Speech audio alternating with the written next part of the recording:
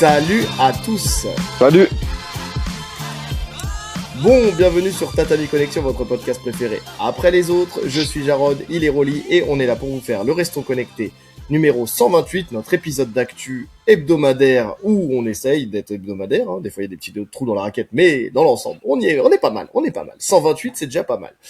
Cette semaine, on a pas mal de choses à dire. On va parler d'Holloway déjà pour commencer, qui parle de potentiellement rester en 77. On va en débattre. On va parler de Gaethje qui a oublié qu'il n'y avait pas de maths dans ce sport.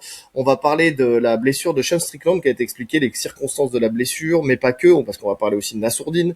On va parler des signatures françaises aussi à l'UFC parce que là il commence à y en avoir pas mal. Hein. Ça fait 3 là au compteur. 4. Donc voilà, il y a pas mal de choses. Et à la fin, on va vous parler aussi d'une série Netflix là, enfin d'une émission Netflix qui va sortir. Donc voilà, on vous en dit pas plus, on en parlera à la fin. Donc restez connectés jusqu'au bout et comme ça vous aurez l'info si vous ne l'avez pas déjà, parce que maintenant à l'ère des réseaux sociaux, tout va trop vite. Mais avant de commencer, comme d'habitude, Import Fight, cette boutique de textiles et matériel de sport de combat, que ce soit boxe, MMA ou grappling, qui a des marques de qualité qui sont vendues pour certaines en France que sur Import Fight, que ça soit Hit & Move, Primo, Corner ou Pitbull West Coast. Si vous voulez être stylé en étant différent des autres, c'est là-bas que ça se passe. Et surtout, profitez cet été, vous avez 25% sur tout le site avec le code Tatami25. Donc, n'hésitez pas. Là, vous voyez le t-shirt Corner là, un des t-shirts préférés de notre cher Rolly, il vient de cette boutique. Donc voilà, n'hésitez pas à aller jeter un œil. Le lien est en description. Et faites-vous plaisir, les amis. Faites-vous plaisir. En plus, c'est les soldes en ce moment. Donc voilà, 25% de soldes au moins déjà sur Import Fight. On y va. On commence, parce que je sais que toi, tu es pris par le temps après. Donc on va essayer de faire vite avec notre cher Holloway. Donc qui est prêt à, alors non pas rester, mais pourquoi pas retourner en 77. Avec dans l'idée d'avoir un plan de carrière, de fin de carrière qui le conduirait à affronter Islam Makhachev. Donc Holloway va affronter Conor McGregor ce week-end, mais dans un fight qu'il fera pour la première fois en 77 kilos. C'est la première fois, il vient des 66 kilos à la base. Là, il était monté en 70 kilos, et là, il parle de 77 kilos pour affronter Conor McGregor. Alors c'est une demande de Conor hein, pour avoir un avantage sur Max Holloway, bien sûr. On en a parlé dans l'analyse que vous pouvez retrouver d'ailleurs sur la page, sur toutes les pages, toutes les plateformes, que ce soit YouTube, Spotify, tout ça. N'hésitez pas à aller écouter ça. Et il n'est pas fermé à y revenir. Donc il prévoit une victoire contre Conor, logique. Il voudrait redescendre pour un titre contre Justin Gaethje, donc puisqu'il l'a déjà battu, donc il se dit pourquoi pas. C'est l'occasion pour lui d'aller remporter cette ceinture des 70 kilos, peut-être plus facilement que contre un Topuria sur lequel il avait perdu par KO. Puis ensuite, il n'est pas fermé à remonter pour un combat historique contre Islam Makhachev. Il dit, ces deux combats sont passionnants, mais pourquoi ne pas redescendre en 70 pour faire quelque chose d'incroyable, puis peut-être remonter. On verra bien, j'adorerais les affronter tous les deux, et c'est un choix difficile. Je ne sais pas lequel je choisirais. Vu la carrière d'Islam et son potentiel pour un combat contre lui, ce serait vraiment incroyable de partager l'octogone avec lui. Donc au final, il faudra attendre après le combat. Ah, qu'est-ce qu'on en pense de cette info, mon cher Rolly? Moi, j'ai mon avis personnellement. Bah écoute, j'en pense que c'est pas forcément une bonne idée au vu du déroulé de son combat contre Oliveira. Voilà. Le chemin est tout tracé contre Gaethje. Tu vois, les étoiles, elles sont alignées finalement pour lui. Pour plein de combattants, les étoiles sont alignées. Le fait que Topuria soit sorti de l'équation, ça réouvre les débats sur qui peut être champion, parce que je pense pas que Gaethje va conserver sa ceinture longtemps. Tu l'as dit, il l'a déjà battu, donc il peut militer, tu vois. Il a ce truc à mettre en avant de la revanche, d'offrir la revanche à Justin. Moi, je pense qu'il doit tout miser sur ça et rester un max de temps en lightweight, parce qu'il y a des combats qui peuvent être intéressants pour lui. On a vu quand. Alors là, sur Conor, je pense pas que c'est un réel impact parce que les styles sont différents. Mais en 77 contre un lutteur aussi puissant et aussi technique que Makhachev, c'est du suicide. Bah déjà, et on en parlait juste avant de prendre l'antenne, déjà tu m'as dit, ouais j'ai vu les photos de Max Holloway, effectivement son physique n'est pas bien différent dans 70 kilos. Non, il n'est pas différent dans 70 kilos parce que de toute façon il va pas cutter pour ce fight. Allez, c'est peut-être 2 kilos et encore, voilà, c'est pas quelqu'un qui en dehors de la cage remontait à des 85 kilos. Déjà, l'idée de descendre, de remonter en 77 kilos, quand tu sais que tu es à ton poids d'équilibre, entre guillemets, presque ton poids de tous les jours, déjà, est-ce que c'est une bonne idée? On a déjà une jurisprudence pour ce type de montée. Adesanya, qui était monté en 93, alors qu'il n'avait pas fait de cutting, il avait dit, ouais, je serai au meilleur de ma forme, et puis il s'est forcé de constater que bah, la dimension physique, elle était trop importante. Bien que, normalement, techniquement, sur le papier, et notamment en striking, il devait être au-dessus de Blachowicz. Bon, Blachowicz avait fait un corps de fou en boxe pour préparer ce combat, mais on a vu que la dimension physique, elle jouait beaucoup quand c'est des montées aussi importantes. Donc, euh, donc là, 11 kilos de plus que déjà que son gabarit habituel. Déjà, on va voir comment ça répond dans la cage ce week-end avec Conor McGregor, qui lui a déjà combattu dans cette catégorie-là, qui lui a comment dire a un poids de tous les jours qui est déjà bien plus élevé. Même si on n'aura pas toutes les réponses, parce que Conor a été absent pendant 5 ans. Donc bon, c'est pas un Islam Makhachev qui lui est là champion assis installé.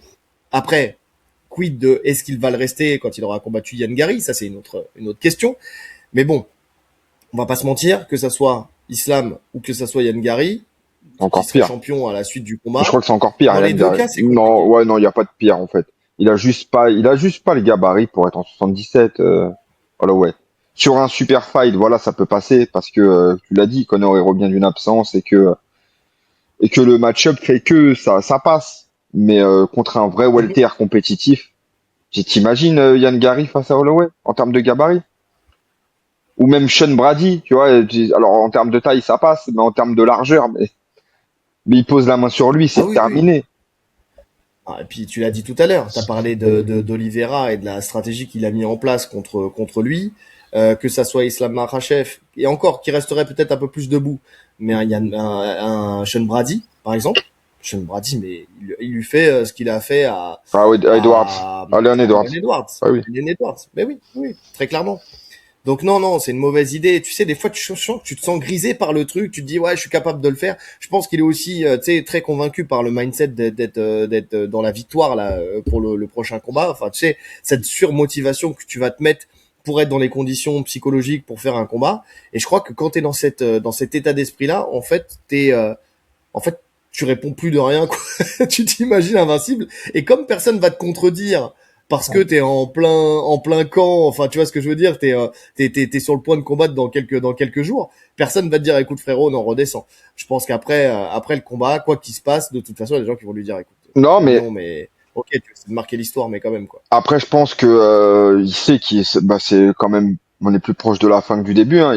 Il est pas très vieux, mais il a une très très longue carrière avec beaucoup de dégâts aussi, Max Holloway. Donc je pense que là, il est dans un mood où il veut justement que des gros fights. Victoire ou défaite, c'est pas ça qui est vraiment important finalement. Je pense qu'il a acté ça et que maintenant il veut juste affronter un max de légendes.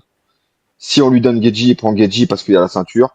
Mais si on lui donne Makhachev, je pense que lui-même il sait que stylistiquement c'est très très compliqué, mais juste histoire de dire j'ai affronté Makhachev, je pense qu'il est plus dans ce truc-là, tu vois. Oui, gagner, perdre, peu importe, ce qui compte, c'est le challenge qui était là, quoi. Ouais. Ouais. Je suis d'accord. Et comme c'est vrai qu'en 70 aujourd'hui, bah il reste qui après s'il bat alors il peut refaire un combat contre Topuria. S'il gagne la ceinture, c'est vrai que ça peut être une solution et ça se vend hein, et ça se vend très bien parce que c'est une revanche et puis il serait champion. Ah, il y a du monde en Mais lightweight, hein. après c'est vrai que Franchement, il y a du monde en lightweight. non non attends, c'est pas ça que je veux dire. Bah je vais au bout de c'est qui rapporte une somme extraordinaire en lightweight. Tu vois, qui rapporte ce côté star, tu sais, à affronter. C'est-à-dire qu'il y a du monde en lightweight pour défendre ta ceinture, mais qui te rapporte ce côté financier banger, tu vois, le combat qui a cette valeur d'un Islam Makhachev ou d'un Ilia Topuria. Tu vois, Orgeji qui lui a la ceinture, mais après tu vas affronter qui? Tu vas affronter Benoît Saint-Denis, admettons. Benoît Saint-Denis, il va pas t'apporter non plus. C'est un super combat, hein, il est très coté, Benoît Saint-Denis, mais t'as pas non plus une poussée médiatique qui serait à la hauteur d'un Islam Makhachev. Tu vois, c'est ça que je veux Non, dire. alors ça c'est sûr. Mais en fonction de ce qui va se passer là ce week-end, je pense qu'il va prendre le gagnant de. Alors Paddy c'est déjà une grosse star.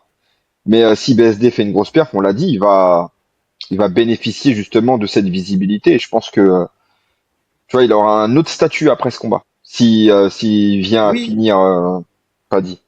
oui, mais financièrement, il t'apportera pas plus. C'est-à-dire qu'il aura un statut.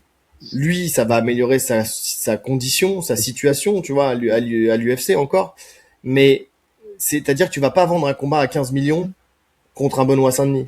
Ou même à 5 millions, tu vois. Tu vois ce que je veux dire? Oui, oui, oui, oui, oui, c'est sûr.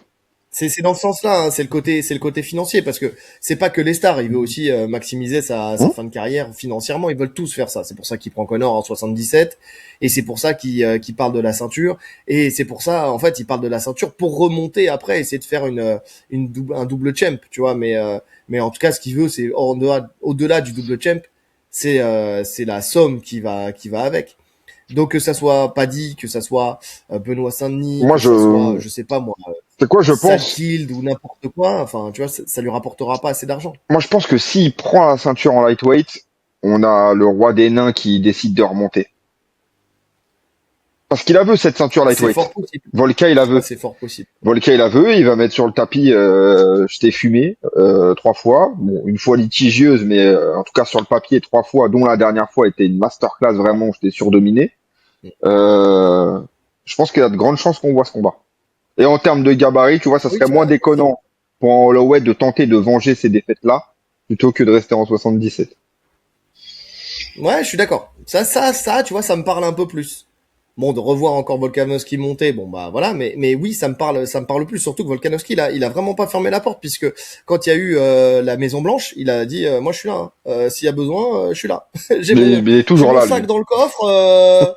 J'ai mon sac dans le coffre. Ok, ouais, je dis ça, je dis rien. J'ai pris au cas où ma coquille, mon protège-dents. Il est toujours là, Non, Volta. non, c'est vrai, c'est vrai. Mais je te jure, le mec, il est toujours là. Mais il a raison, parce que je pense que c'est un des rares combattants qui est prêt toute l'année. Oui, oui, oui. Ça, c'est Donc, sûr qu'il s'entraîne tout le temps. C'est un vrai passionné de l'entraînement. donc c'est pour ça. C'est pour ça. Non, pour le coup, et puis si c'est de monter, en plus, la question de la gestion du poids, tu vois, c'est peut-être un peu plus facile. Donc ouais, non, non, non, c'est vrai que je préfère ce storytelling, tu vois, que de remonter en 77. Parce que déjà, on en a parlé grandement et plein de fois, quand il s'agissait de Topuria, déjà, on montrait les limites, même si pour moi, il y avait quand même ce facteur du KO Power, tu vois, où tu te dis, bon, bah, c'est un mec qui a la foudre dans les poings. Bon, même si on a vu avec Gedji que bah, ça tombait pas forcément. Mais bon, t'avais toujours. Tu vois, là aujourd'hui, avec ce qui s'est passé face à Gedji, tu vois, la montée, je la remets en question, plus qu'avant. Tu vois ce que je veux dire? Comme quoi les temps changent et l'évolution change en fonction de ce qui peut se passer dans l'octogone. Quand tu vois qu'il n'a pas été capable de mettre KO Gedji, tu te dis, ok, donc en 77, c'est vrai que potentiellement, bon, bah, il n'est pas létal sur chaque frappe. Il frappe fort, il frappe dur, mais tu peux résister à ça. Donc bon, ça remet les choses en question, en perspective. Mais quand on parlait de la montée en 77 de Topuria, tu te dis, ouais, sur une frappe, il peut éteindre la lumière et puis il peut renverser le cours de l'histoire. Holloway, c'est pas le cas. Holloway, il met du volume. Ok, il a mis KO Geji sur son pointage de centre-cage, mais c'est pas quelqu'un qui met KO sur KO, tu vois. Il va falloir Ah qu'il non. t'use d'abord. Donc, Ah oui. passer du temps dans la cage. Donc, face à Islam Makhachev, c'est mort, ça passera jamais. Ça peut pas passer, c'est pas possible. Trop de dimensions déjà techniques, et puis pas ce Et pouvoir puis de KO. physique, Non, non, c'est pas oui. possible. Aucune chance. Alors franchement, là, il y a vraiment aucune chance. Même s'il le touche plein pot, il va même pas le faire chanceler, tu vois. Franchement, on l'a vu contre Oliveira, déjà sur ses enchaînements, Oliveira ne le respectait pas du tout, il marchait sur lui. Alors Makhachev, ça va être encore pire. Il va mettre la marche avant, il va poser la main sur lui, et il va même le soumettre. Tu vois, contrairement à Oliveira, je pense qu'il va lui mettre une telle pression qu'il finira par le soumettre. Oui, oui, oui, bien sûr, bien sûr. Oui, parce qu'il a résisté à Oliveira, mais Mais c'est pas le même jeu, c'est c'est pas pareil. pas c'était pas le même jeu. Voilà, C'est pas le même jeu. Même si Oliveira, c'est quelqu'un enfin, c'est pas pour rien que si c'est le numéro 1 en termes de soumission UFC historique, tu vois. Mais, euh, mais bon, Islam Makhachev, je sais pas, mais il va peut-être pas le soumettre parce que peut-être qu'il défendra, même s'il y a la dimension physique. Mais en tout cas, quoi qu'il arrive, il y aura du grand and pound, il y aura du contrôle. Non, le combat, il sera, malheureusement, je pense que le combat sera à sens unique dans ce fight-là. Bon. Mais bon, en tout cas, déjà, avant de parler de tout ça, faut redescendre déjà en 70 après, et puis il faut aller chasser le titre. Mais je sais même pas si Gaethje va lui donner sa revanche, parce que pour lui, la revanche, elle est visiblement déjà faite. Il l'a déjà battu. J'adore ce type. Il est bien, il a du cuir sur la peau, mais par contre, des fois, les niveaux de réflexion, c'est pas ça. Hein. Pourquoi? Parce qu'on dit souvent que le combat, c'est pas des maths. Ok, c'est-à-dire que c'est pas parce que A a battu B et que B a battu C que A battrait C. Je sais pas si vous suivez. C'est un problème de mathématiques. On n'est pas sur une baignoire et des gouttes d'eau et en combien de temps elle se remplit, mais c'est pas trop compliqué.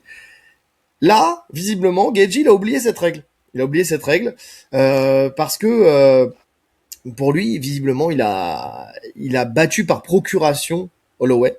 Il dit Max m'a clairement mis KO, mais j'ai l'impression d'avoir pris ma revanche sur Ilia Topuria. Donc comme il a battu Ilia Topuria, il a battu Max Holloway Mais attends, parce que Ilia Topuria a mis KO Max Holloway. bah, du coup, il a battu Charles Oliveira aussi. Donc, il n'y a pas besoin d'affronter Oliveira. Et bah oui, et justement, c'est exactement ça. Donc parce que si on va sur cette logique-là, et c'est comme ça que Holloway lui a répondu, il dit je n'avais aucune idée que si on gagne contre quelqu'un d'autre, on le bat. Techniquement, j'ai battu Connor parce que il a été mis KO par Dustin Poirier et c'est bien ce qu'il insinue. Blague à part, c'est comme ça, il lui dit. Il dit au final, ce combat est évidemment à portée de main. Il est juste là, sous ses yeux. Donc oui, c'est vrai. Quand tu suis cette logique, bah en fait, il a pas besoin de faire le combat contre Connor. Connor, il a été battu 2 fois par Dustin Poirier. Lui a battu Dustin Poirier. Voilà, c'est QFD. Y a pas de problème. Allez, on arrête tout. Mais il y aura plus beaucoup de match-up, hein, par contre, à Ah, l'UFC. il y aura aucun combat, ouais. Ah, en fait, je peux comprendre comme je te l'ai dit, je pense pas qu'il va conserver longtemps sa ceinture à Justin Gaethje. Je pense qu'il veut essayer de maximiser le plus possible et de trouver le meilleur combat à faire derrière, tu vois, pour essayer de conserver un peu le titre. Max Holloway, de toute façon, on l'a vu. Lui, il l'a vu. Il a été dans la cage avec lui. Il sait que je pense pas qu'il ait la solution. C'est un vrai bourbier en termes de style Holloway pour lui. C'est très très compliqué. Bah, je sais pas, je crois que j'ai entendu Aldric Cassata qui dit que le game changer a été le coup de pierre tourné dans le nez. Tu vois, que sans ça, Je suis pas potentiellement, il d'accord. aurait perdu ce fight. Moi, je suis pas d'accord. Je crois hein, que c'est lui. Hein. Je mets quand même des guillemets, enfin, tu sais, des parenthèses ou des guillemets ou n'importe quoi. Je crois que c'est lui, mais qui a dit ça. Je pense Mais que moi non plus, je suis pas d'accord moi, je parce pense que que le coup de pied a contribué à la victoire, a rendu la victoire encore plus facile, tu vois.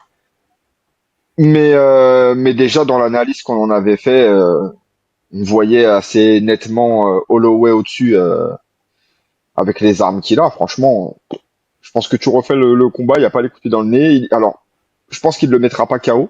Parce que pour le coup, je pense que ça a contribué à réussir à le mettre KO, le fait de manquer d'oxygène, etc., d'être dans le dur très tôt dans le combat. Je pense que ça va à la Mhm. décision, mais je pense qu'il prend tous les rangs. Allez, il en perd peut-être un, mais sinon, dans l'ensemble, il domine l'ensemble du combat.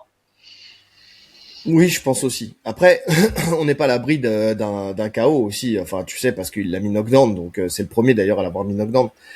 Donc bon, potentiellement, on sait qu'à quel point Gaethje frappe fort. Donc je mettrais pas 100% de victoire. Tu sais, je ferais pas un 100%, 0%. Mais effectivement, je pense un 70-30. 70-30 pour Holloway. Mm. Donc oui, je suis d'accord. Mais bon, il aurait pu trouver d'autres arguments. Je sais pas. Par exemple, après, ça dépend qui il cible pour la suite, tu vois. Mais si c'est Arman Saroukian, qui disent voilà, Arman, il a sa chance au titre depuis longtemps. Enfin, il devrait avoir sa chance au titre depuis longtemps. Je suis pas Donc, sûr, hein. allons-y, Ah, franchement, je suis pas donnons-lui cette sûr. chance. Hein.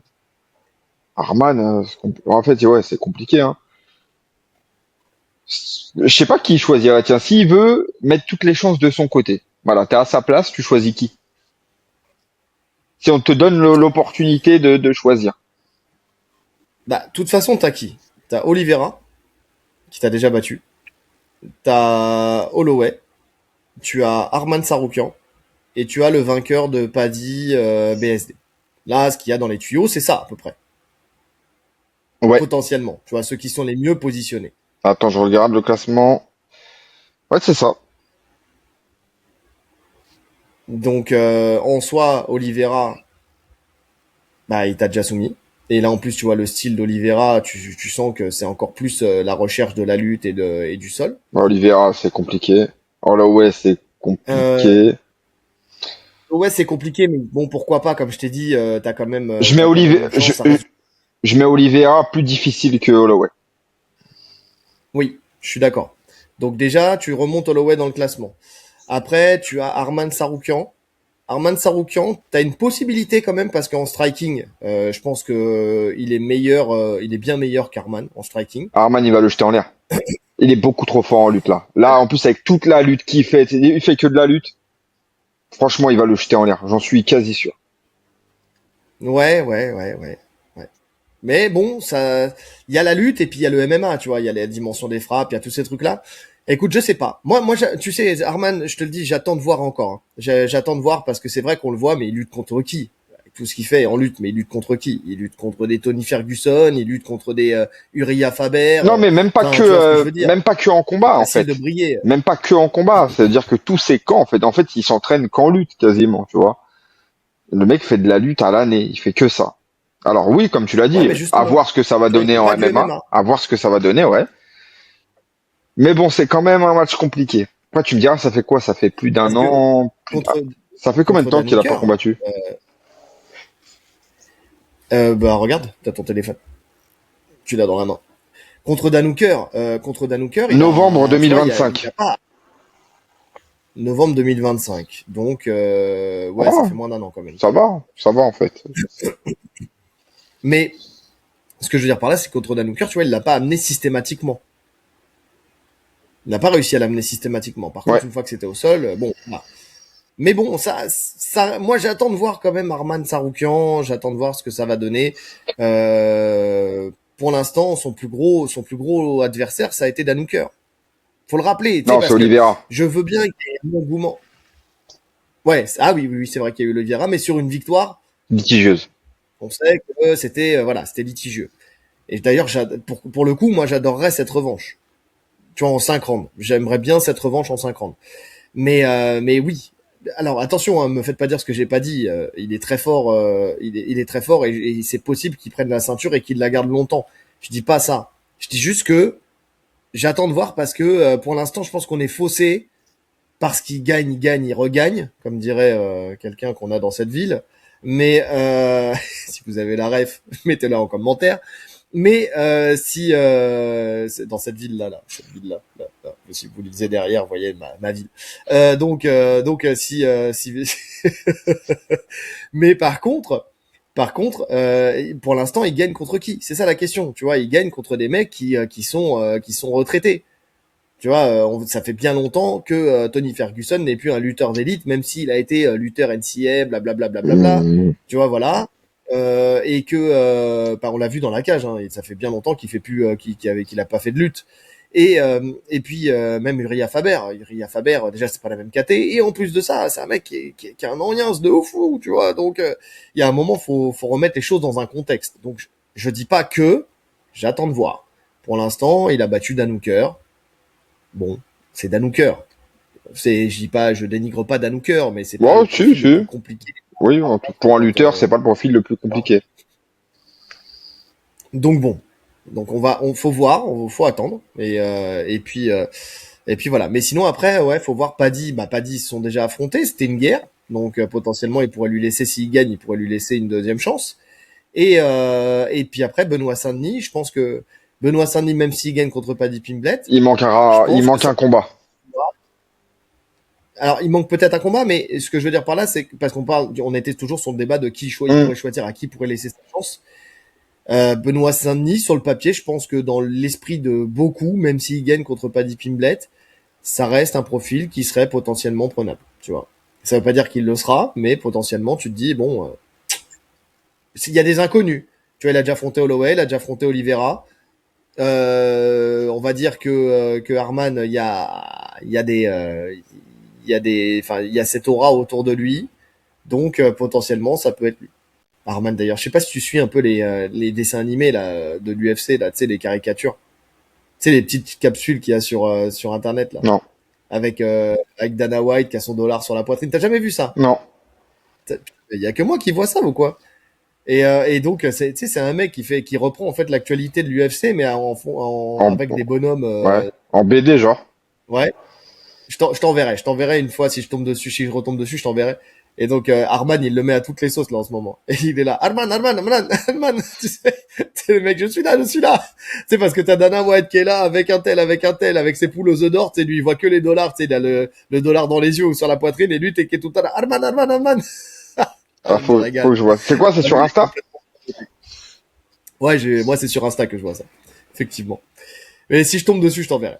En tout cas, je sais pas pourquoi Holloway met Poirier dans cette sauce, pourquoi il le met sur le devant de la scène, parce qu'il a pas besoin de ça en ce moment. Parce que lui, il est déjà dans l'idée de rempiler. Il est chaud, il est déjà chaud. Donc si en plus tu le mets dans des déclarations là, c'est bon, c'est fini. On va plus le sentir. Il va revenir Poirier. Il va Il est revenir. prêt à sortir de sa retraite. On a vu récemment complètement déchiré à vouloir se battre avec toute une unité de police, à remonter son jogging comme ça. Eh ouais, ramène-les tes potes. Je vais tous les niquer tes potes, tu sais. L'officier, il a gardé son calme. Il a eu raison, de toute façon, parce que je pense il lui a dit frérot, je vais te taser. Je vais pas me battre. Je vais te taser. Arrête, calme-toi, tu sais. Il aurait eu raison, hein. De toute façon, tu reconnais Dustin Poirier, vaut mieux le taser, hein. Ah bah il l'a reconnu direct. Il a dit excusez-moi, vous êtes Dustin Poirier? Vous étiez à l'UFC, le roi sans couronne, c'est bien vous? Ok. Allô les gars, bon je vais le taser. Hein. Je vais pas me bagarrer. Il nous prend tous de toute façon. D'ailleurs, attends, et tu sais qu'il veut retrouver l'officier. Oui, je sais, j'ai vu. Il demande même à avoir son numéro et tout ça pour le féliciter de son professionnalisme. Il le remercie pour son professionnalisme parce qu'après il est redescendu forcément. Et il a expliqué que c'était un moment compliqué pour lui parce que c'était au moment de la fête des pères et que son père il était mort de l'alcool justement. Enfin bon, lui aussi contexte familial pas ouf, hein, donc pour le coup et que ça l'avait fait complètement vriller. Donc il y a ça et puis le fait que que quand il a pas de projet, quand il a pas Bah, de toute de but en façon, soi, comme d'hab, hein. il était néfaste pour lui et pour son entourage quoi. Comme tout combattant, j'ai Donc l'impression. Comme tout grand combattant, tu vois, on avait eu le cas avec Volka qui était en dépression, on l'a vu avec Tony Ferguson, on l'a vu. Enfin, les retraites sont, quand ces mecs-là sont loin de la cage, leur vie est très généralement chaotique. ouais mais bon, il faut encore une fois faut apprendre à l'être et faut mettre des choses en place pour apprendre à l'être parce que tu peux pas revenir ad vitam aeternam jusqu'à tes 70 ans. Ça, on est d'accord. Donc il y a un moment, la solution, c'est pas de revenir. La solution, c'est de trouver des gens qui vont t'aider et qui vont t'accompagner dans le fait de partir. Donc c'est ça le truc. Et donc il dit, je suis toujours sous contrat avec l'UFC. Donc oui, il y a clairement une possibilité que je revienne. Si c'est le bon combat, je reviendrai sans hésiter. Si l'UFC m'appelle avec le bon combat, je saurai immédiatement. Si l'occasion se présente, j'affronterai probablement Conor. Bon, quel intérêt, je vois pas. Et j'ai envie de mettre une raclée à Ned Diaz depuis des années. On n'a jamais eu l'occasion de se battre, donc je reviendrai pour ce combat. Il y en a quelques-uns comme ça que je qui pourraient me faire revenir. Justin et moi on a une victoire partout. Cette rivalité mérite aussi une conclusion, mais on sait tous les deux quand on s'affronte que c'est une collision frontale. Il y a quelques années, lors d'un événement UFC, on s'est serré la main en se disant ne faisons plus jamais ça pour nos familles. On verra bien. Je ne reviendrai pas pour repartir dans une course au titre, mais je reviendrai pour un ou deux grands combats. J'ai toujours voulu faire de la boxe. Ce mec, en fait, il veut même faire. Bref, j'ai toujours voulu faire de la boxe. C'est même par là que j'ai commencé les sports de combat avant le jiu-jitsu et tout le reste. J'adorerais avoir cette opportunité, mais aujourd'hui avec Zoufa, ils ne veulent pas de combat entre organisations et ne veulent pas de crossover. Ce qui est con parce que en fait c'est là où ils auraient pu les faire. Il faut qu'on organise ça le mois prochain. Allons voir l'UFC tout de suite. Donnez-moi une date, je vais lui botter les fêtes de net, donc pour Ned Diaz.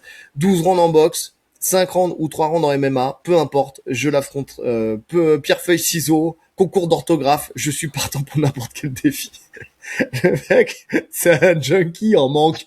Ah non, non, on va faire Shifumi, les gars. Au milieu de la cage, et, du power slap, ce que vous voulez. Je suis Franchement, là. le truc, c'est que de tous les combats qu'il a annoncé là, il y en a aucun qui me. Alors Ned Diaz, ça n'arrivera pas, parce que Ned Diaz, déjà, il est parti chez MVP et que là, je pense que maintenant, il est en guerre ouverte avec l'UFC. Tu peux oublier ce nom-là. Connor, aucun intérêt. Tu vois, sportivement, ça amène rien. On a déjà vu ce que ça donnait. On vient d'avoir une trilogie là. Et Geji, il est champion. Hmm. Alors oui, sur le papier, ça reste un Oui, le combat papier. intéressant, tu vois. Mais là, t'as aucune légitimité à revenir pour prendre le champion. Il y a trop de mecs qui font la queue. Il serait pas champion, d'accord. Vous faites un super fight et de toute façon, on l'avait dit. Nous, quand Poirier se retire, il est encore à un très très haut niveau. Tu vois, on n'est pas sur un mec qui prend sa Ouais. retraite parce qu'il enchaîne les défaites et parce qu'il est plus là. Poirier, il est encore à très très haut niveau. Donc un retour, c'est pas déconnant en soi. Moi, je suis pas choqué par ce type de retour-là. Il en a encore sous le pied. Mais si tu reviens, faut accepter de revenir à la queue en fait. Ouais.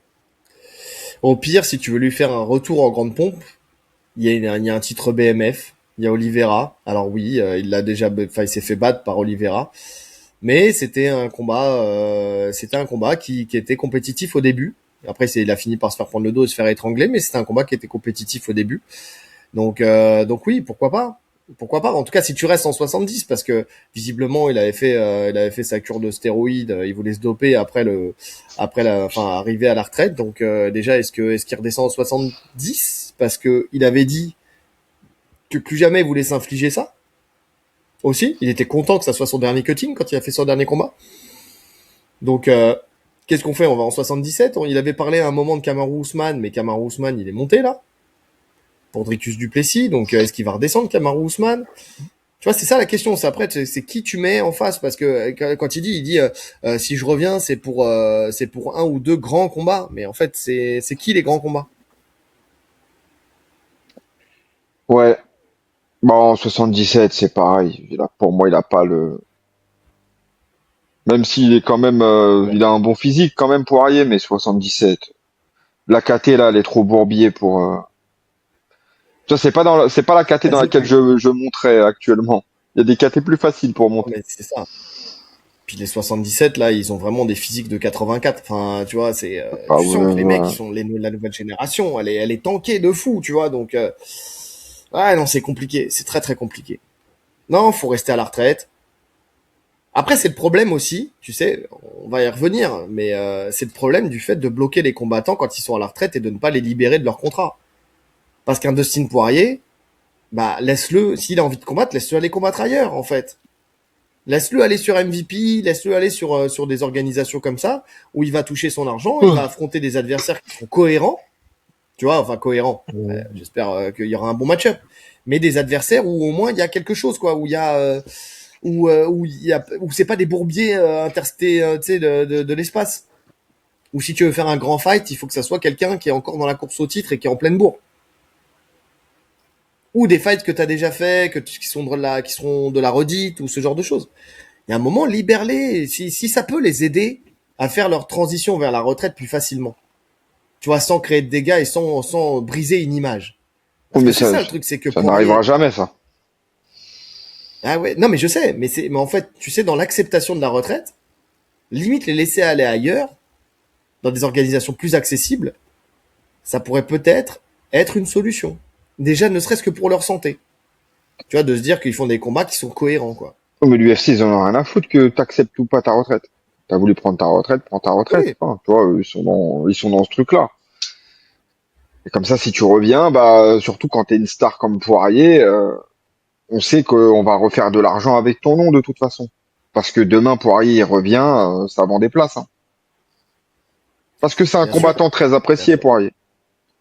Très apprécié, tu sais qu'il va faire la guerre. Ah, moi, je pense qu'on va le revoir. Très prochainement, là. Je sais pas contre qui, mais je pense qu'on va Oui, le revoir. oui, oui. Ouais, mais non, c'est sûr et certain. C'est sûr et certain.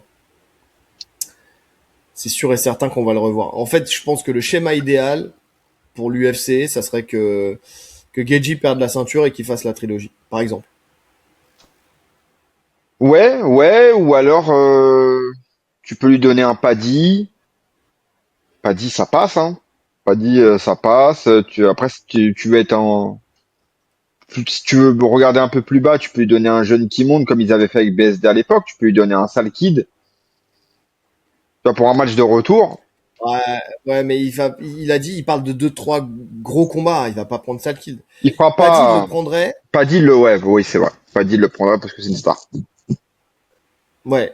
Donc c'est ça le truc. Et l'idéal, ça serait un Paddy qui aurait, allez, peut-être perdu, tu sais, là contre BSD, qui serait pas dans une course au titre. Enfin, tu sais, qui serait pas à la porte du titre, quoi. Parce que moi, Arman, pour l'instant, je le mets pas du tout dans l'équation, hein. Tant que j'aurai pas des éléments qui me font dire que l'UFC veut le re-signer, enfin veut le faire empiler sur un fight et notamment un fight pour la ceinture, je le mets pas dans l'équation. Donc potentiellement, il reste si quoique Paddy, parce que peut-être qu'Oliveira passerait devant Paddy, peut-être. Donc peut-être pourquoi pas Paddy, ouais, Paddy, ça serait le fight à faire en cas de Mm. victoire ou en cas de défaite, ça serait un fight, je pense qu'il accepterait. Ouais, Après, non, c'est vrai que pour Poirier, il faudrait qu'il gagne. Pour Poirier, il faudrait qu'il gagne parce que ça donne un peu plus de superbe à son combat. ouais. Bah, écoute, on Donc verra. bon. On verra. Je pense que d'ici la fin de l'année, je sais pas s'il y a un événement qui se prépare. J'ai pas la liste des événements, mais vers chez lui là, je crois que il est en Louisiane, lui, c'est ça? Oh, je pense qu'il prend n'importe où, de toute Ouais, façon. il prend n'importe où, mais Madison Square Garden, ah bah bien Madison sûr, Square Garden, il prend, hein. Bah évidemment. oui. Et c'est pas déconnant de voir un Poirier, alors même Pour un sur la carte retour, hein. principale. Tu sais, ouais. On parle même pas de main event ou de co-main event, même sur la carte principale, un 3 rounds pour revenir tranquille, quoi. Donc, euh, donc ouais, je pense comme il a dit, hein, il a dit 3, 5, Shifumi, concours d'orthographe, Damarel, il prend tout. Donc il prendrait trois rounds contre Paddy. Donc à voir, à voir. Mais effectivement, là, ça fait trop longtemps qu'il en parle pour qu'on le revoie pas dans la cage. Vraiment, pour le coup. Ensuite, on enchaîne avec les conséquences de la blessure de Sean Strickland qui ont été expliquées par Johnny Eblen. Donc, on sait qu'il s'est blessé avant son combat contre Shimaev au point de ne pas même pas faire d'échauffement dans la salle d'échauffement, justement pour éviter que cette blessure se revienne entre guillemets, puisqu'il s'est luxé l'épaule avant le combat. Donc, et on sait aujourd'hui comment c'est arrivé. Donc, c'est Johnny Eblen qui est son sparring principal en tout cas pour ce fight-là, qui explique ça. Il se dit, il faut blâmer Sean. Il faut blâmer Sean. Tout est de sa faute, ce petit bâtard. Parce qu'il s'énerve contre moi.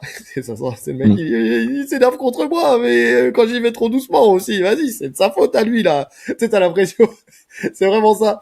En même temps, quand je vais doucement, il m'insulte. C'est le genre de gars connu pour faire des sparring pendant la Fight Week. Et on se parait pendant la Fight Week. Je voulais lui donner une vraie opposition parce que si je retiens mes coups, il va se vexer et me dire mec, si, tu dois essayer de te battre contre moi. Je blâme l'endroit où on s'entraînait.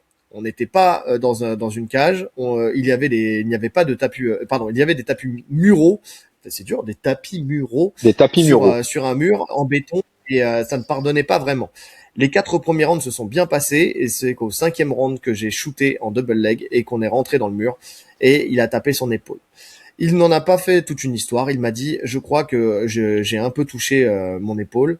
C'était dans le dernier round de sparring le mardi.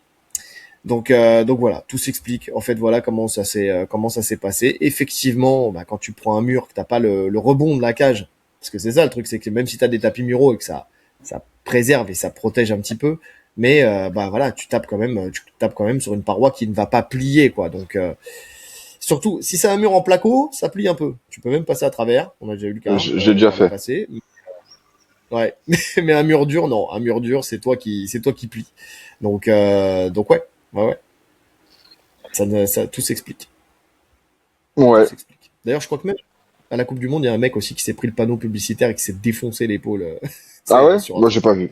J'ai pas vu. Oh, Putain, mais là, ouais. je me dis juste quand même dans quel état psychologique tu dois être dans le vestiaire en te disant, là, je vais affronter sûrement, en tout cas à ce moment-là, le mec le plus terrifiant de l'UFC, avant le combat, en sachant que tu peux même pas t'échauffer parce que tu as peur que ton épaule ne tienne pas.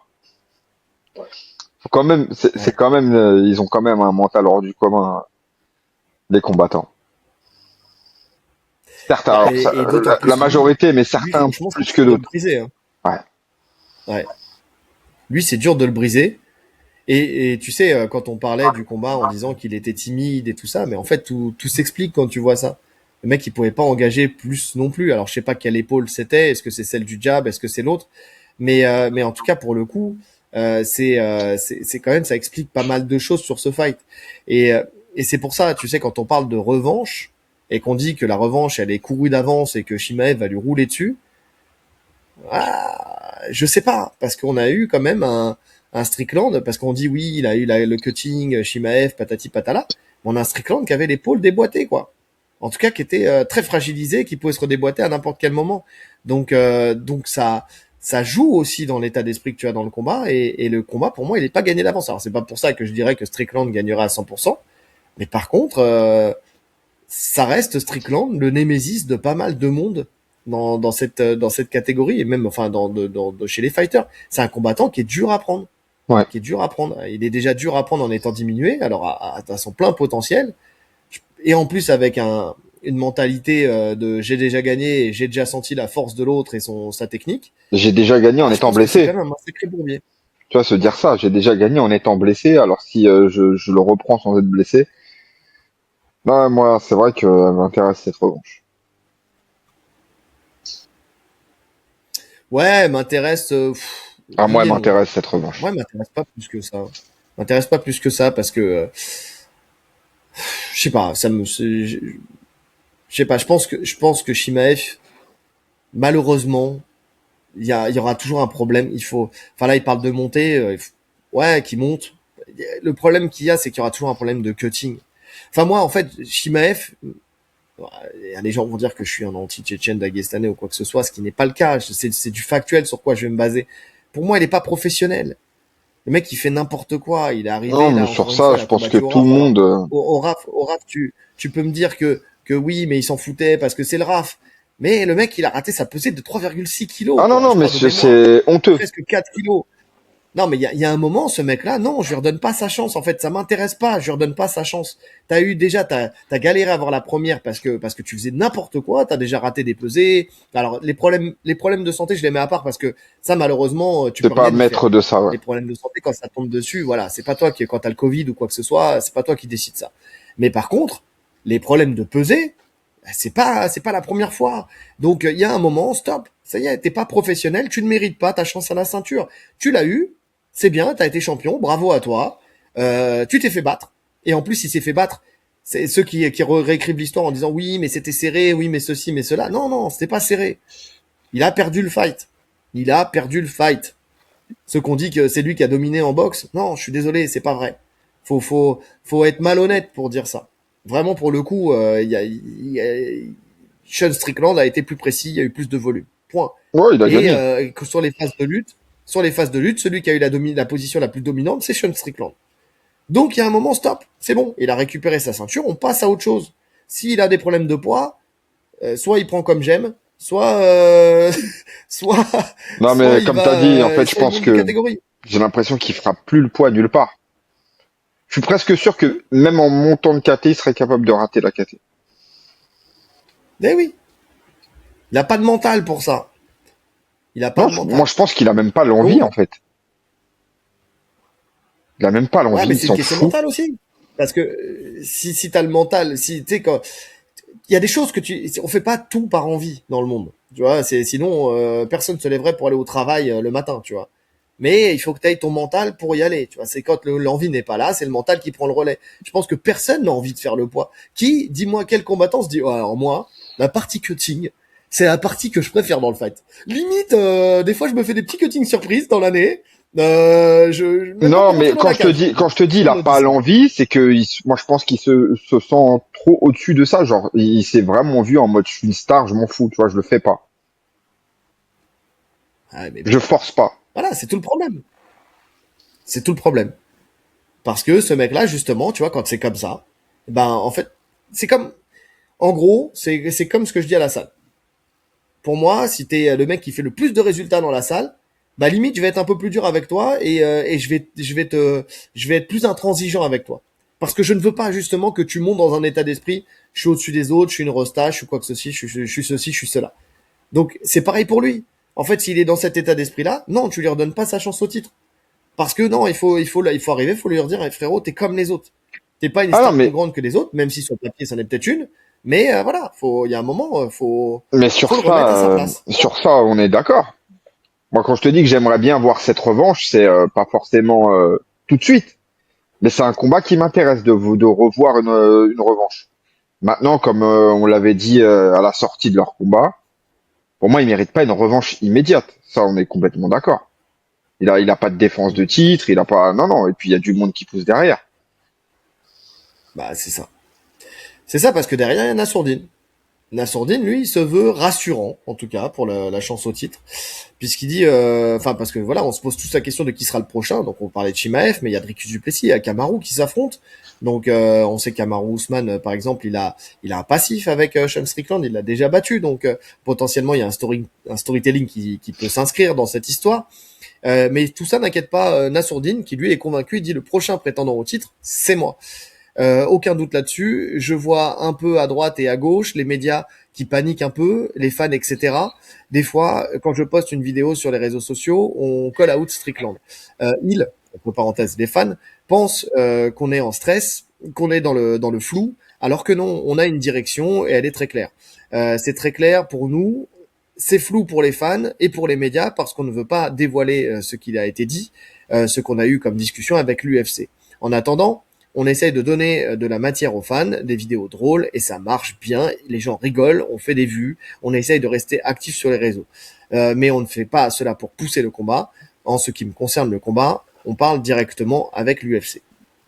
Écoute, très bien, très très bien. Moi, je suis très content de ça. Écoute, moi, j'attends de voir. Parce que j'ai l'impression que ce discours, on ne l'a servi, ça fait au moins deux fights qu'on entend ça. Et ça fait deux fights qui sautent contre la ceinture. Donc, moi, tant que le combat il est pas officialisé, pour moi, j'y crois pas. J'espère, En hein. tout cas, pour J'espère l'instant, vraiment pour lui parce que c'est le voilà. combat qui a le plus de sens. Déjà parce que c'est lui qui a le plus de mérite dans cette caté, de combattre pour la ceinture. Et que la revanche aussi est très intéressante sur le papier. Et que potentiellement on aurait la première ceinture indisputée de française, tu vois. Donc c'est trois bonnes raisons de faire ce fight. Maintenant, comme je Oui. te dis, tant que c'est pas officiel, moi j'y crois pas. Parce que ça fait ouais deux trois combats qu'on nous dit que Nassour, que le clan Nassour, le manager, etc. disent ouais le prochain combat c'est bon, on est ok avec l'UFC, etc. Et à chaque fois ça saute. Ouais, je suis d'accord. Je suis d'accord. En tout cas, bon, j'admire cette confiance. Visiblement, voilà, c'est un message en tout cas pour essayer de nous rassurer. Maintenant, la question aussi, c'est que s'il s'est blessé à l'épaule, Sean Strickland, c'est combien de temps aussi il y a d'arrêt? Tu vois, on n'a pas cette info. Je sais pas si tu l'as toi, mais moi je l'ai pas cette info. Mmh. Après, j'ai pas creusé non plus plus que plus, hein. Mais de combien de temps il va rester en dehors de la cage? On sait déjà que Sean Strickland c'est pas quelqu'un qui a une fréquence de combat qui est énorme. Donc savoir quand est-ce que ça revient. Bah, de toute façon, si c'est, je pense pas que ça a nécessité d'opération. Ça a nécessité une opération son épaule? Je ne sais pas. J'ai pas vu cette Je te info. dis, j'ai pas vu les infos. Si J'ai quelqu'un pas a vu les infos, l'info, donc. ouais, si quelqu'un a l'info en commentaire, comme ça on pourra estimer plus ou moins d'une date de rémission, tu vois. Ouais, parce que des fois, juste de la kiné pour renforcer ce qui se passe autour, parce qu'il a quand même des sacrées épaules, Sean Strickland, et puis visiblement, il a quand même réussi à faire un fight avec, donc c'est qu'elle est pas non plus Ouais, dans parce une que c'est ça en difficulté fait. folle. S'il y a pas d'opération, ça va beaucoup plus vite. Tu vas faire Ouais, tu vas remuscler le tout, tu vas retravailler la mobilité, et puis ça va revenir. Je dirais, ouais, de retour dans 6 mois à peine. oui. S'il y a une opération, faut mettre une butée, là c'est un peu plus compliqué, parce que effectivement, après il y a encore de la kiné, puis il y a L'épaule, c'est réathlétisation, relou en plus. L'épaule, c'est vraiment une articulation très très relou à récupérer. Ouais. Et par contre, quand t'as ta butée, après, normalement, tout va bien. T'as plus de problématique. Mais c'est vrai que des gens qui ont des problèmes d'épaule, qui ont une surlaxité, enfin, tu sais, les mecs qui se luxent l'épaule facilement, c'est un calvaire. C'est un calvaire. Moi, j'en ai eu au club, hein, qui sont venus, repartis, revenus, repartis, parce que à chaque fois, en fait, ils se retrouvaient dans cette situation où Ouais, mais après, c'est l'épaule, des en gens fait, qui elle font était pas trop les forte. choses comme il faut derrière, la plupart. Moi, j'en ai Mmh, connu plein hein, bien sûr. qui ont enchaîné les luxations de l'épaule parce qu'ils bâclaient la kiné, parce qu'il y avait pas de travail derrière. Et en fait, les gens ils se disent dès que j'ai plus mal, c'est bon, je peux revenir. Mais non, c'est pas comme ça. Ouais. Bon, accessoirement, on l'a vu quand même à l'UFC Maison Blanche, en train de lutter avec des mecs dans le public, enfin, Ouais, tu sais, de donc la ça a fan l'air zone. d'aller. Donc c'est que ça a l'air d'aller quand même. Il a pas l'air trop inquiet, le Sean Strickland. Puis quand on lui a mis les menottes, je trouvais que l'épaule, la mobilité de l'épaule, elle était bonne, hein. Les mains dans le dos, franchement, ça va. Il arrivait à toucher son omoplate. Donc je pense qu'on est bon. Donc attendons l'annonce de ce fight. Attendons l'annonce de ce fight. D'ailleurs, on parle de la Maison Blanche. On va revenir tu sais, Pereira qui s'était ému du fait que John Jones avait fait sa vidéo avec son collier du GOAT et il avait dit Ouais, je comprends pas, je lui ai jamais manqué de respect. Et on avait dit qu'il avait tort de se sentir visé là-dessus parce que c'était pas lui qui était visé. Et c'est John Jones l'UFC. donc est revenu sur cette vidéo et en fait il a forcé de constater que notre analyse était la bonne. C'était pas son intention en fait de blesser Pereira. Son intention c'était de cibler les gens qui l'enterraient déjà sur son statut de GOAT. Il dit après le combat, j'ai fait une vidéo qui est devenue assez virale. C'était juste une vidéo de moi avec un collier de GOAT en train de faire une expression. Son expression, c'était un truc comme ça. Bref, j'ai eu ça, faut la voir en vidéo. Hein, c'est en audio, vous l'aurez pas. Euh, j'ai eu l'impression que ça avait été perçu comme une attaque envers Alex, et je veux dire, s'il voit cette interview, que je ne voulais pas lui manquer de respect. Beaucoup de gens disaient avant le combat que si Alex gagnait, il serait le plus grand de tous les temps. Ma petite vidéo après sa défaite était un message pour tous mes haters. Elle n'était pas dirigée contre Alex. Je veux vraiment que ce soit clair. Je n'ai que du respect pour Alex. J'ai regardé le combat, bien sûr, j'ai eu l'impression que Pereira était arrivé trop lourd. Je pensais, il parle du combat après. Je pense qu'il aurait mieux combattu. Non, attends, pardon. Je pense qu'il aurait été mieux en combattant autour de 104, 106 kilos, en gardant cette vitesse. Je pense que sa puissance aurait probablement pu se transférer. Je souhaite le meilleur à Alex. Après la mort de mon frère, Pereira a observé une minute de silence pour lui et je respecte ça très, très profondément. Donc, oui, effectivement, enfin, il a confirmé ce qu'on pensait. En aucun cas, il était ciblé par ce truc-là. Je pense que Alex Pereira, après le combat contre Gann, Ah, mais il est toujours aujourd'hui dans une détresse psychologique qui est énorme. c'est un homme prince, c'est devenu une princesse, Alex Pereira, là. Il prend tout mal, mais c'était clair en plus que il n'était pas visé.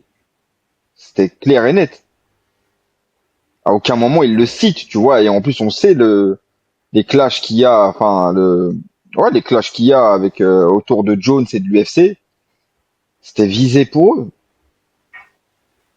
Enfin, après, faut suivre l'actualité. Peut-être que Pereira ne suit pas l'actualité Arrête, en dehors de arrête. la cage, tu vois. Mais bon, Il est en plein il dedans. écoute peut-être pas Tatami Connexion. Il est en plein dedans, Pereira. Il sait très bien tout ce qui se passe, t'inquiète pas. Non, c'est que, comme tu l'as Bah, dit, tant pis bien pour lui. il était en détresse psychologique après le combat. Oui, c'est une réalité. Je pense qu'il se sentait attaqué Ouais. de toutes parts. C'est quelque chose qu'il n'a pas connu. Tu vois, la défaite, il l'a déjà connu, Alex Pereira. Mais le fait de prendre des clashs, entre guillemets, c'est-à-dire des gens qui, comme on l'a dit, c'est la première fois qu'il se faisait autant dominer. Donc il a dû prendre pas mal de trolls, de montages, de trucs comme ça sur les réseaux. Et ça, je pense que psychologiquement, quand t'es pas habitué à ça, c'est compliqué. Ouais, ouais, je suis C'est lui d'accord. Je d'habitude, suis tu vois, d'accord. c'est lui quand on met en avant, tu vois, quand il met des KO, Puis, qui devient un mème, c'est lui, mais dans le bon sens en général. Et là, c'était dans le mauvais sens. ouais, et puis il n'a pas été soutenu en plus par tout le monde. Il y a beaucoup de gens qui ont pris la parole pour dire comme quoi, et en fait, il n'y avait pas de problème en fait dans la phase finale du fight. Que ça soit des arbitres, que ça soit des combattants, que ça soit Dana White. Enfin, tu vois, il a pas reçu sûrement le soutien qu'il espérait en fait dans cette histoire. Donc, je pense que ça l'a encore plus touché. parce qu'en plus de se sentir lésé, tu vois, dans le fight, il s'est senti aussi lésé dans l'après-fight. Déjà pour tout ça. D'ailleurs, Hmm. tu l'as dit tout à l'heure, il prend tout mal. Oui, j'ai cru comprendre que dans un stage, il avait refusé de rester avec les gens du stage parce que voilà, on lui posait des questions et qu'il voulait pas qu'on lui pose de questions. Et il a refusé les Il a photos dit aussi, je aussi crois. qu'il avait Enfin, peur. c'est ce qui avait été dit. Ouais, c'est ça qu'il avait peur aujourd'hui de retourner dans la cage parce qu'il a aucune confiance dans les arbitres. Enfin, là, j'ai l'impression qu'il a été vraiment détruit psychologiquement. Là, c'est très très chaud. C'est très très chaud. Ouais. Ouais, c'est compliqué. Je sais pas quand est-ce qu'on va le revoir, si on va le revoir, mais vraiment son aura tête de pierre, tu sais, la tête de l'île de Pâques, machin et tout ça, le mec froid et non, en fait même tu sais quoi, j'en suis à visualiser son entrée qui est une entrée très particulière où dès l'entrée il essaie de rentrer dans la tête de l'adversaire, tu sais, avec ce lancer de flèche, ce regard noir, le fait d'être face à la personne dans la cage avec le regard noir et tout ça. Et en fait, je visualise ça et je me dis, même ça, ça y est, c'est fini. Limite, il peut même plus faire son entrée. Alors, il va la faire, ça sera folklorique, ça sera son habitude, mais elle aura plus cette même saveur. Vraiment, pour le coup, ça sera un gimmick qu'il va faire, mais il y aura plus cette, comment dire, quand je dis, il y aura plus cette aura qu'il y a autour de l'entrée. Tu sais, quand il rentrait comme ça, tu te dis, t'avais ce frisson, t'avais ses mains moites en se disant, ouais, ce mec-là, quand même, il est terrifiant. Ah, J'ai l'impression que là, c'est fini. oui et non. Bon, ce qui revient, il claque un ou deux gros KO, puis ça revient. C'est le monde du sport à la mémoire courte. Le monde du sport a la mémoire courte, mais je parle pas des autres, hein, je parle de lui. Hein. Tu sais, je parle vraiment de lui, de même dans son intention. Je sais pas, je le vois pas revenir avec cette même détermination. C'est plutôt dans ce sens-là. Hein. Je parle pas du reste, je parle pas des spectateurs. Parce qu'effectivement, je suis d'accord avec toi. Tu viens, tu fais deux statements et puis voilà, on n'en parle plus. Mais je parle de lui. Après, lui, ça va revenir avec le temps. C'est sûr que s'il met des KO, lui aussi, sa confiance, elle va remonter. Mais je visualise le premier, tu sais, la première fois qu'il revient dans la cage. Ah oui, la première Je fois, de sais toute pas, façon, le le tout regard pour retour. moi, ça sera pas le même, tu vois. Bientôt Ouais, pour rien, hein, j'attends de voir. J'attends de voir son retour dans la cage aussi. ouais. Et ça, bah, de toute façon, revenir de deux défaites comme ça quand t'es une star aussi grande, bah, on sait pas ce que ça donne. On verra. On verra s'ils sont capables ou non de le faire. Ouais, ouais, ouais. Et contre qui? J'ai hâte de voir les match-ups qui vont donner aussi. Contre qui? Ça, c'est la vraie question. En tout cas, John Jones, il n'a pas fait que revenir sur cette polémique. Il a aussi donné son avis sur le niveau de Gann. Il a dit, je suis vraiment impressionné par Gann. Je ne veux pas être arrogant. C'est pas du tout lui, ça. Mais je pense que vous ne devriez pas avoir honte de perdre contre moi. Perdre contre moi, ça ne veut pas dire que vous allez perdre ensuite ou que vous êtes un mauvais combattant. J'ai fait en sorte que le combat de Gann semble assez facile, mais pour le reste du monde, Cyril est l'un des poids lourds les plus spéciaux de l'histoire récente de l'UFC. Je savais qu'il allait gagner contre Pereira. Je sais ce qu'il possède. J'ai étudié Gann pendant des jours, des heures. Je sais qu'il est fort. C'est ce qu'il est délicat. Je vois la façon dont il s'entraîne, il s'occupe de tout, du boulot, du rythme, de la lutte, et c'est un athlète spécial. Il dit, je suis vraiment heureux pour Gann, je le suis vraiment, j'étais vraiment impressionné.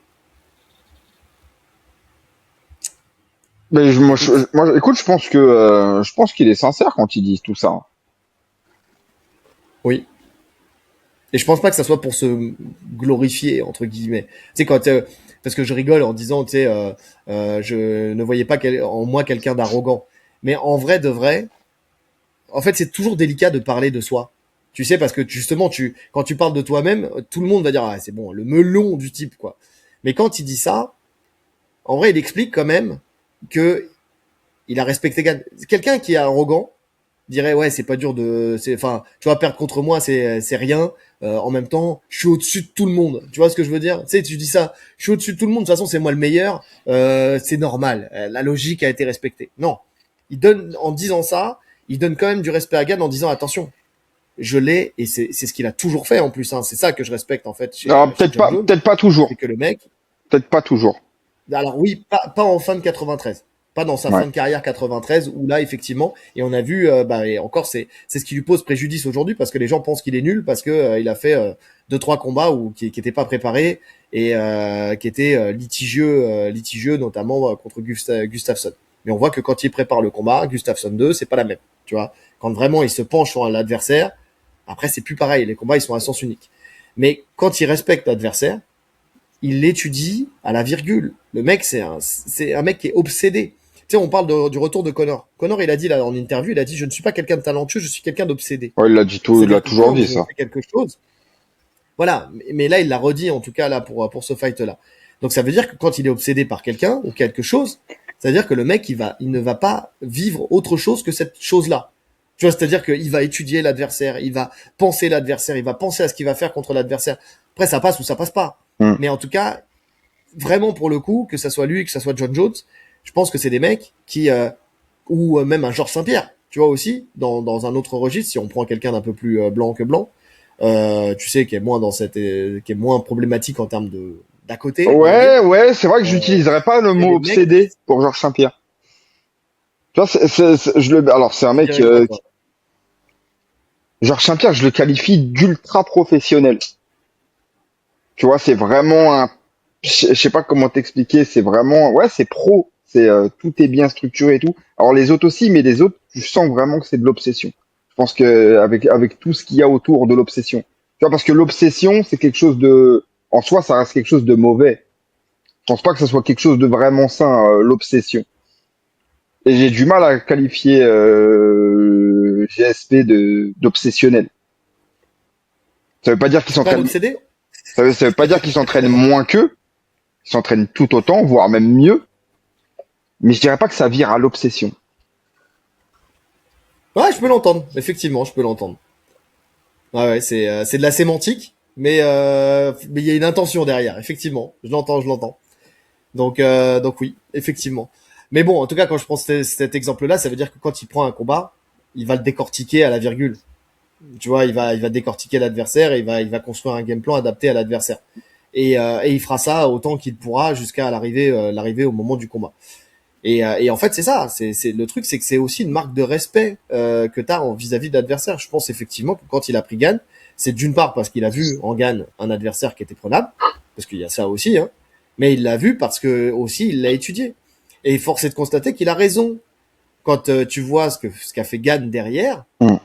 et ben quand tu vois la domination de Gann, effectivement, enfin, il faut mettre du crédit quand même à ce qu'a fait John Jones. Personne n'a battu Gann de cette manière-là, Ça c'est clair. Ça c'est quand même. clair et je pense aussi qu'il y avait le timing, tu vois, dans le moment du fight.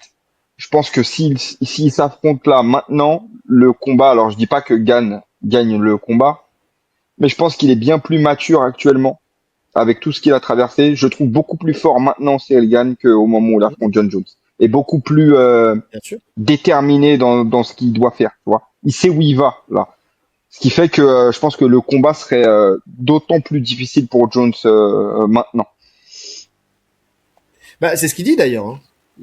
Quand il parle de lui, il dit que je reprenne la formulation. Je vois la façon dont il s'entraîne, mais c'est surtout depuis leur combat à tous les deux. Il s'occupe de tout, du boulot, du rythme, de la lutte. Il a vu l'évolution en fait dans les entraînements aussi. Et je pense que John Jones, pour le coup, tu vois, je parlais de Pereira tout à l'heure, qui ça se trouve ne suit pas l'actualité, et je te dis, on va faire le tatami connaissant pour le faire en portugais, pour qu'il puisse peut-être suivre notre actu toutes les semaines. Mais je pense que sincèrement, Pereira, il ne suit pas l'actualité. Je pense qu'on lui donne un combattant, il va étudier le combattant, voilà, mais que il y a, enfin, il y a, il n'est pas aussi justement obsessionnel. Je pense qu'il a autre chose en dehors de la cage. D'ailleurs, on le voit. Enfin, tu sais, enfin, je suis pas sûr. Effectivement, il s'entraîne, il adore s'entraîner, il adore se parer, mais je suis pas sûr qu'il soit connecté avec l'UFC H24. Tu vois ce que je veux dire? Là où John Jones lui rebondit sur l'actualité tout le temps. Il est connecté à l'actualité de l'UFC Mais constamment. ouais, mais après c'est différent. Jones, c'est un enfant du MMA, c'est un enfant de l'UFC. Le mec était champion, le mec a fait toute sa vie dans le MMA. Finalement, Pereira il est venu au MMA parce qu'il a vu de la lumière. Ça paye mieux que son sport et il finit sa carrière là, tu vois. C'est pas un passionné de MMA, Pereira, je pense pas. Ouais, bien sûr. Il aime ça. Mais Oui, bon, il bien sûr préfère la qu'il aime boxe quand ça. même. Mais si, je pense que si le Glory lui donnait les mêmes salaires que l'UFC, on l'aurait jamais vu à l'UFC, Pereira. Je pense aussi, oui. Ouais, ouais, je pense aussi. Donc bon, écoute. En tout cas, voilà, c'est une belle analyse quand même de Cyril Gane et c'est une belle mise en lumière, tu sais, pour lui, tu vois, parce que quand il y a beaucoup de gens qui suivent John Jones, donc quand il fait des déclats comme ça, encore une fois, ça met en lumière Cyril Gane et ça le fait encore plus prendre justement une partie de cette lumière-là, tu vois. Ouais. Donc ça, c'est bien, c'est bien. En tout cas, John Jones, il est au cœur de l'actualité cette semaine puisque Usyk, eh oui, Alexander Usyk voudrait John Jones pour son dernier combat. Usyk, il a tout gagné sportivement dans deux catégories. Hein. Il a été champion. Alors, je sais plus comment ça s'appelle, mais il a gagné toutes les ceintures. J'ai un trou de mémoire. Toutes les ceintures en cruiser et toutes les ceintures en comment dire. En poids lourd. Comment ils appellent ça en poids lourd. Mais c'est quoi le terme déjà quand tu gagnes toutes les ceintures? Merde. Je sais plus. J'ai un trou de mémoire. Eh oui, j'ai un trou de mémoire, les amis. Bon, ça arrive souvent. Bon, bref, c'est pas grave. Vous avez compris l'idée. Là, il a laissé une partie de ses ceintures, voire même toutes ses ceintures, je crois, pour les remettre en jeu, parce que voilà, il sent que c'est la fin de sa carrière. Et là, pour l'instant, il est plus intéressé pour des super fights que pour autre chose. On sait qu'il a pris Rico Verhoeven il y a pas longtemps. Et maintenant, c'est au tour de Joe Jones. En tout cas, il aimerait bien. Il l'a dans un coin de sa tête. Il dit nous travaillons sur un grand combat pour conclure la carrière, enfin c'est pas lui qui dit ça, d'Alexander. John Jones est l'une des options envisagées, tout comme Deontay Wilder. Donc ce combat qui n'arrivera pas, hein. John Jones est sous contrat avec l'UFC encore, donc ça peut pas se faire, à moins qu'il arrive à se libérer de son contrat, grâce au Ali Act, par exemple, qui est toujours en vigueur, même si l'UFC voudrait en finir avec ça. Ah, mais aucun Mais intérêt de quoi toute qu'il façon. arrive, en tout cas, aucun intérêt à faire ce combat. Quelle idée, Je quelle comprends idée. pas. John Jones n'accepterait ce combat-là. Très honnêtement, je ne comprends pas la fin de carrière de Usyk. Lui qui jusqu'à présent faisait une carrière impeccable, je Mhm. vois pas pourquoi il. Tu vois, mais déjà le combat contre Rico, je le comprenais pas parce qu'il est encore compétitif. Il dit, tu vois, tu fais ça comme quand t'es Mayweather, quand t'es vraiment à la fin. Je pense qu'il lui restait un ou deux combats dans les pattes. Il aurait pu les faire contre des adversaires, des bons adversaires de l'anglaise. Allez, vas-y. Ouais, non, Il a fait Rico, d'accord. Mais pour ton dernier, tu vois, ton jubilé, on va dire, quel intérêt de prendre John Jones qui, en plus, n'est pas connu pour son anglaise dans le monde du MMA, c'est peut-être même son point faible. Je mhm. comprends pas le move. Tu vois, Wilder, ok. Wilder, ça fait un petit moment qu'ils en parlent. Ouais. Vas-y. Ouais, Wilder, Non, je te laisse finir. ça fait un moment qu'ils en parlent. Wilder, alors c'est plus que c'était, mais ça reste un visage connu dans le monde de la boxe anglaise, un mec qui a été redoutable et qui a mis des énormes KO. Si tu veux faire un combat où tu prends pas trop de risques, bah sur le papier, Usyk, il a quand même toutes les armes pour annihiler le jeu de Wilder. C'est le combat qui a plus de sens, tu vois. Mais Jones, après je suis pas un mec qui suit Ouais, l'anglaise, surtout que hein, Wilder, plus que ça, mais c'est ce qui me paraît le plus logique. il est pas sur une pente de fou en plus, Wilder. Donc bon. Mais oui, oui, oui. Non, mais je suis d'accord. Jones, c'est pas ce qui paraît le plus logique. Sur tout ce que t'as dit, je suis d'accord. Maintenant, pourquoi il fait ça? Bah, il a pris Rico Verhoeven. Il a vu quand même que ça a été plus compliqué qu'il ne l'aurait pensé, je pense. Tu vois, je pense qu'il gagne le combat, mais il pensait sûrement pas que ça allait être aussi compliqué. Donc, ça se trouve, ils sont en train de se dire, bon, là déjà, tu sais, tu parles de sportivement, il a tout accompli. On parle, tu sais, alors pour un Connor, on va dire oui, c'est dur de revenir parce que financièrement, il a tellement été dans le luxe, machin, que c'est dur de garder sa motivation. Pour l'anglaise, on n'a pas cette problématique-là. Les gars, ils gagnent tellement d'argent qu'on n'a jamais vu quelqu'un se dire ah, ça y est, j'ai gagné mon premier million, ça y est, c'est fini. Tu vois, j'arrête, j'ai plus la motivation. En anglaise, ils arrivent à garder la motivation. Lui, la motivation, c'est dur de la garder. Il a gagné tout, toutes les ceintures, tout, dans deux catégories. C'est ça, moi, Ouais, mais je pense qu'il s'est dit, ça y est, j'ai fini le game. Maintenant, on me propose de faire un combat où je vais gagner des millions, des dizaines de millions d'euros, de dollars, pour aller combattre au pied de la pyramide de Gizeh, parce que c'est ce qui s'est passé contre Rico Verhoeven. Et c'est un combat qui est pas trop compliqué sur le papier. Pourquoi je vais me prendre la tête à aller prendre un Dubois, aller prendre je sais pas moi, un Joshua, aller prendre un nom qui potentiellement apporte quand même un risque, tu vois, un Fury ou quelque chose comme ça, alors que je peux finir ma carrière, prendre 2 fois 90 millions de dollars. Je sais pas, je dis une connerie, hein, mais je pense qu'il doit pas prendre bien loin de ça, si ce n'est pas plus d'ailleurs, en prenant Verhoeven et John Jones. Ouais, mais regarde ce qui a failli se passer. Tu vois, là, les calculs sont pas Ouais, bons, mais musique. pour Verhoeven, mais pour John Jones, Non, normalement aussi qu'il a toutes les. alors là, on est Mais d'accord. voilà, mais c'est pour ça, c'est ce que je te dis. Mais oui, mais oui, Mais bon, aucune mais oui. chance. Parce que Il y tu a, dis, il y il lui a, il y reste a- encore des combats dans les pattes, mais il y a un risque de finir sa carrière en perdant. On sait jamais, tu vois.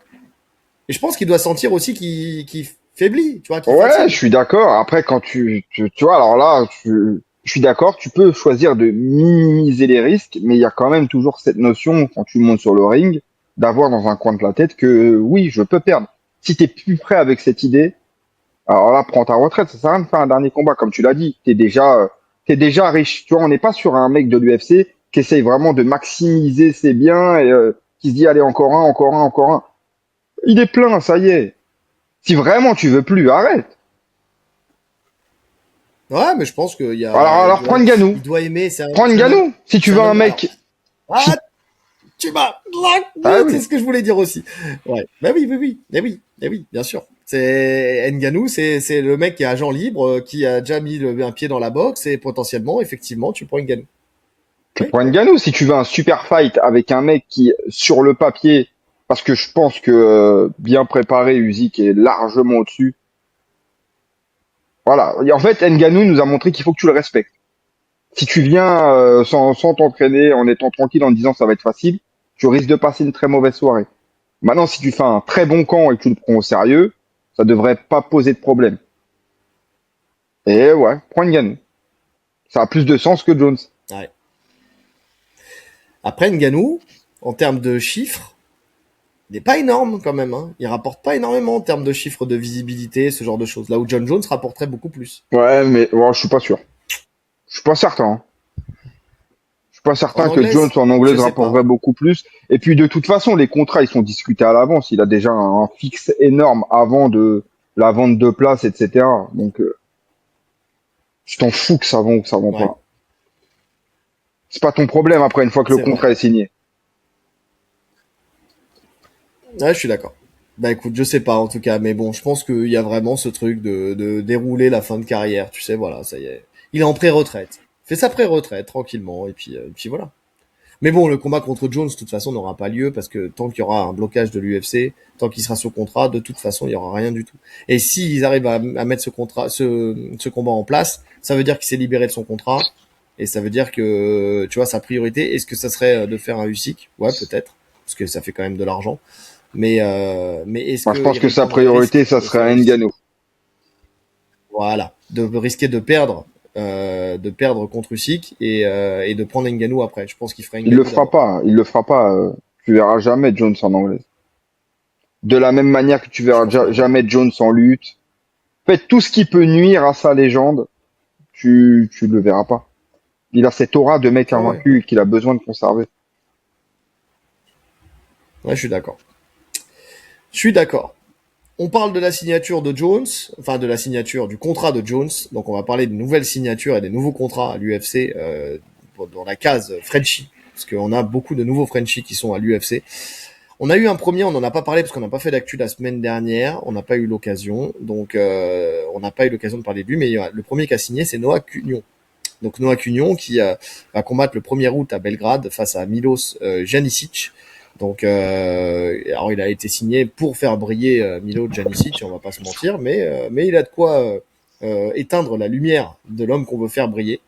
Noah Cugnon, c'est 9 victoires, 6 KO de soumission et 2 défaites, un KO, une soumission.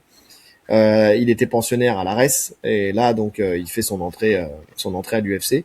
C'est pas le plus connu des Français, on va pas se mentir, mais je pense qu'il a de quoi être connu. Enfin, tu sais, je l'ai entendu, c'était sur Mandal, je crois, qu'ils l'ont fait venir, et j'ai bien aimé le personnage. Je vais pas mentir, hein, je connaissais pas plus que ça Noah Cugnon, mais j'ai aimé sa façon de parler. J'ai aimé sa cohérence, j'ai aimé le personnage, tu vois. Vraiment, pour le coup, il a l'air d'avoir la tête sur les épaules et il a l'air de délivrer dans la cage. En tout cas, pour le coup, lui, c'est encore un combattant qui ne connaît pas la décision pour l'instant. Soit il finit, soit il se fait finir. Mais bon, c'est un combattant qui est intéressant. Tu vois, qui est intéressant. Janicic, lui aussi, c'est son premier combat à l'UFC. C'est 19 victoires, 11 KO, 8 soumissions et 3 défaites. Une victoire, j'ai lancé un KO, parce qu'une victoire, ça veut rien dire, un KO, et une décision, ça va pas dû bien s'écrire, et deux décisions, pardon. Donc lui, il a connu la décision dans la défaite, mais jamais dans la victoire. Euh, euh, Écoute, j'ai hâte d'être le premier août et de voir ses débuts de Noah Cugnon déjà dans un premier temps. Ouais, ouais, pareil, je connaissais pas. Le nom me parle. Tu vois, j'ai déjà vu passer sur les réseaux, mais c'est pas un combattant. En tout cas, c'est pas pour quasiment tous les noms là qui ont signé. En tout cas, sur les garçons, c'est pas des noms qu'on s'attendait à voir signés là. Oui, oui, oui, parce qu'on parle beaucoup des pensionnaires de Nice, de la ah comment s'appelle son club déjà? Squad, non Euh, de la qui- euh, Casata, Boxing Squad. Boxing Squad, du Boxing Squad, donc j'ai Virgil Hogan par exemple. Voilà, c'est des noms comme ça qu'on s'attendait plus à voir aller à l'UFC. Oui, oui, oui, effectivement, c'est pas des noms auxquels on s'attendait. Chez les garçons. Chez les garçons, Ah, c'est ce que j'ai effectivement. dit, ouais, J'ai chez pas les tout dit, garçons. donc attends, je vais donner tous les noms comme ça on pourra parler dans la globalité. On a aussi Delphine Benwesh, donc c'est la deuxième qui a. Alors c'est pour l'instant c'est non officiel. Ça a été dit sur certains médias, mais c'est non officiel. L'UFC ne l'a pas annoncé officiellement encore, et Delphine n'a pas pris la parole aussi là-dessus. Pour l'instant, de toute façon, elle est engagée dans le TUF 34, où elle est dans l'équipe de Daniel Cormier. D'ailleurs, je n'avais pas regardé le top depuis très longtemps et c'est parce que je connais bien Delphine et que j'adore Delphine que je regarde et j'attends avec impatience son premier combat.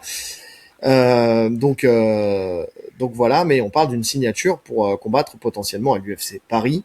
Et on a aussi un autre. Donc elle déjà, elle est à 7 victoires, donc 4 KO, une soumission et deux décisions. Et elle a deux défaites, deux décisions, dont une des décisions qui a été requalifiée parce que son adversaire a été accusé de dopage. Donc elle a plus qu'une seule défaite finalement. Elle est vice-championne du monde IMAF. Enfin, tu vois, c'est quelqu'un qui a de l'expérience. Elle a eu une grosse carrière amateur. Elle est aussi, elle était pensionnaire de l'ARES. Elle devait combattre, je crois, à la reste. Non, je dis une bêtise, c'est pas elle qui devait combattre. C'était Cugnon qui, je crois, qui devait combattre, et qui ça a été annulé. Mais en tout cas, voilà, pour le coup, elle qu'elle signe à l'UFC après derrière, elle est dans le teuf. Bon, potentiellement, il y a une certaine logique quand tu sais que les décisions elles sont déjà prises. Hein, le tournage du teuf, il est déjà fait. Moi, Bon, je crois que c'était officiel, moi. non, en fait, visiblement, c'est de ce que j'ai cru comprendre, c'est que l'UFC l'a mis dans le roster sans attendre la fin du teuf. Donc il y a des médias les médias justement se sont emparés de cette info pour dire comme quoi elle a signé. Mais pour l'instant, il n'y a pas de déclaration. En tout cas, Delphine n'a pas pris la parole de quoi que ce soit. Donc pour le coup, c'est non officiel. C'est non officiel. Ouais, mais ça va se faire. Je pense que ça va s'officialiser, Oui, bien oui, ça sûr. va Je pense que s'officialiser. ça va s'officialiser, Ouais, mais bah ça, tu vois, c'est mais en plus, tout cas, pour moi, c'est une signature assez logique dans le sens où bah, les KT féminines déjà sont pas fournies et encore moins en français. Donc une France, tu vois, bon, c'est pas surprenant que finalement, en combattant une française, à ce niveau-là, c'est quasiment la seule. Là, tout de suite, là, c'est quasiment la seule. oui, Il y en a qui arrivent, il y a le des nom jeunes, qui te vient en tête, ouais. il y a des jeunes qui arrivent, qui montent et qui atteindront aussi les très hauts niveaux. Mais là, tout de suite, ouais, je pense que c'est le seul nom qui pouvait signer à l'UFC là. Ouais, je suis d'accord. Et le dernier nom, c'est Mathieu Leto Duclos, donc Non, qui signe pour non, l'UFC. il y en a un avant. Il Il y y en a a, quatre? ouais, il y a Hugo Guillon qui a signé à l'UFC aussi. Ah, je l'ai pas vu lui. Ouais, Hugo Guillon que bah, très honnêtement, je C'est le connais pas non cousin de plus. Stéphane ou pas? Ouais, apparemment. Hugo Guillon, MMA. Donc ouais, qui a signé à l'UFC, donc c'est un 84 kilos, poids moyen. C'est un combattant de Montpellier qui a 6 victoires, 7 victoires. 7 victoires, une défaite et un no contest. D'accord. Attends, je vais sur Effectivement, je le connais pas non plus. Hugo Guillon, d'accord. Attends, Hugo Guillon, c'est pas celui qui s'entraîne avec Dricus Duplessis, lui? Je veux pas dire de bêtises, hein. Je C'est sais un pas. combattant de l'Ares aussi? Un gars qui était à l'Ares, après il a été à quoi? C'est quoi ça? Kingdom. Ouais, Mais en tout ancien cas, ouais, il sparring. était Ouais, à... c'est ça. Ancien sparring de Dricus Duplessis. C'est lui. Ouais, c'est ça, ouais, ouais, donc je vois qui c'est, je vois qui c'est. C'est vrai qu'on en Hugo avait Guillon, parlé, d'accord. on avait utilisé des propos à lui sur je sais plus quelle analyse de combat, justement où il avait parlé des Ouais, sparring avec Dricus. Ouais, bah c'est lui. d'accord. Ok. Donc bah ça montre pourquoi peut-être cette petite porte d'entrée, tu vois, c'est qu'il s'est fait connaître aussi par ça. On sait que les sparring, hein, on l'avait vu avec comment il s'appelle Dadesania, le sparring Dadesania, mince, qui est plus à l'UFC aujourd'hui. Ah, j'ai un trou de mémoire. Putain, j'en ai marre de ces trous de mémoire à répétition. Et tu vas pas m'aider, bien sûr. Le sparring d'Adesanya. Bah oui. Mais qui était à l'UFC, qui a quitté l'UFC, qui a fait un combat Ah, contre Kevin Jousset. Kevin Jousset. Voilà. Ah, il a eu du mal à remonter celui-là. Donc Kevin Jousset aussi, c'est Pense à aussi ton sa qualité cousin. de sparring. Ouais, mais il s'appelle pas Jousset. Merde. Donc j'ai le visage, mais j'ai pas le nom de famille. Et il s'appelle pas Kevin non plus. Donc Merde, ah ouais, il fait rien comme il faut lui aussi. ah oui. Ah, Nicolas Moncharmont, il y a rien qui va me faire remonter. De toute façon, les noms, je vous le dis, les noms, en fait, c'est pourquoi on se souvient pas des noms. Pour les gens qui sont comme moi, rassurez-vous, c'est parce que le nom a été donné arbitrairement par des parents et que rien ne nous rappelle, ne nous raccroche. En fait, notre cerveau ne peut pas faire de connexion sur quelque chose qui a été donné arbitrairement. Un visage, un grain de beauté, des lunettes, un truc comme ça, tu peux faire des connexions.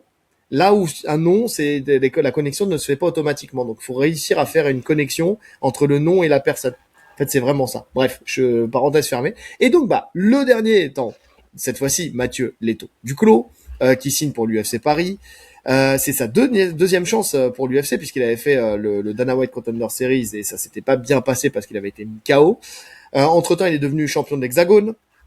Là, il était en finale du tournoi, justement, de l'Hexagone, où il devait... c'était un tournoi à 100 000, hein, Ouais, pour affronter incompréhensible. Noveni. Donc ouais, t'as 100 000 d'un côté, t'as l'UFC de l'autre pour signer pour 12+12. Incompréhensible. Après, c'est ton opportunité, hein. Il voulait y aller, mais je comprends pas non plus, vraiment Bah pour non, le coup, franchement. pourquoi Attends, il... parce que s'ils te veulent, tu prends, voilà, si ils te font une proposition, pars du principe qu'ils te veulent. Tu gagnes le tournoi à 100 000, tu prends encore plus de valeur. Surtout en battant son adversaire qu'il va affronter en finale, là, Norbert. Noveni. Norbert qui était jusqu'à présent son plus gros test en carrière. Parce que la série, là, bah, sa série, franchement, elle est pas ouf à Mathieu, hein. Là, quand je regarde les adversaires, c'est vraiment pas fou, hein.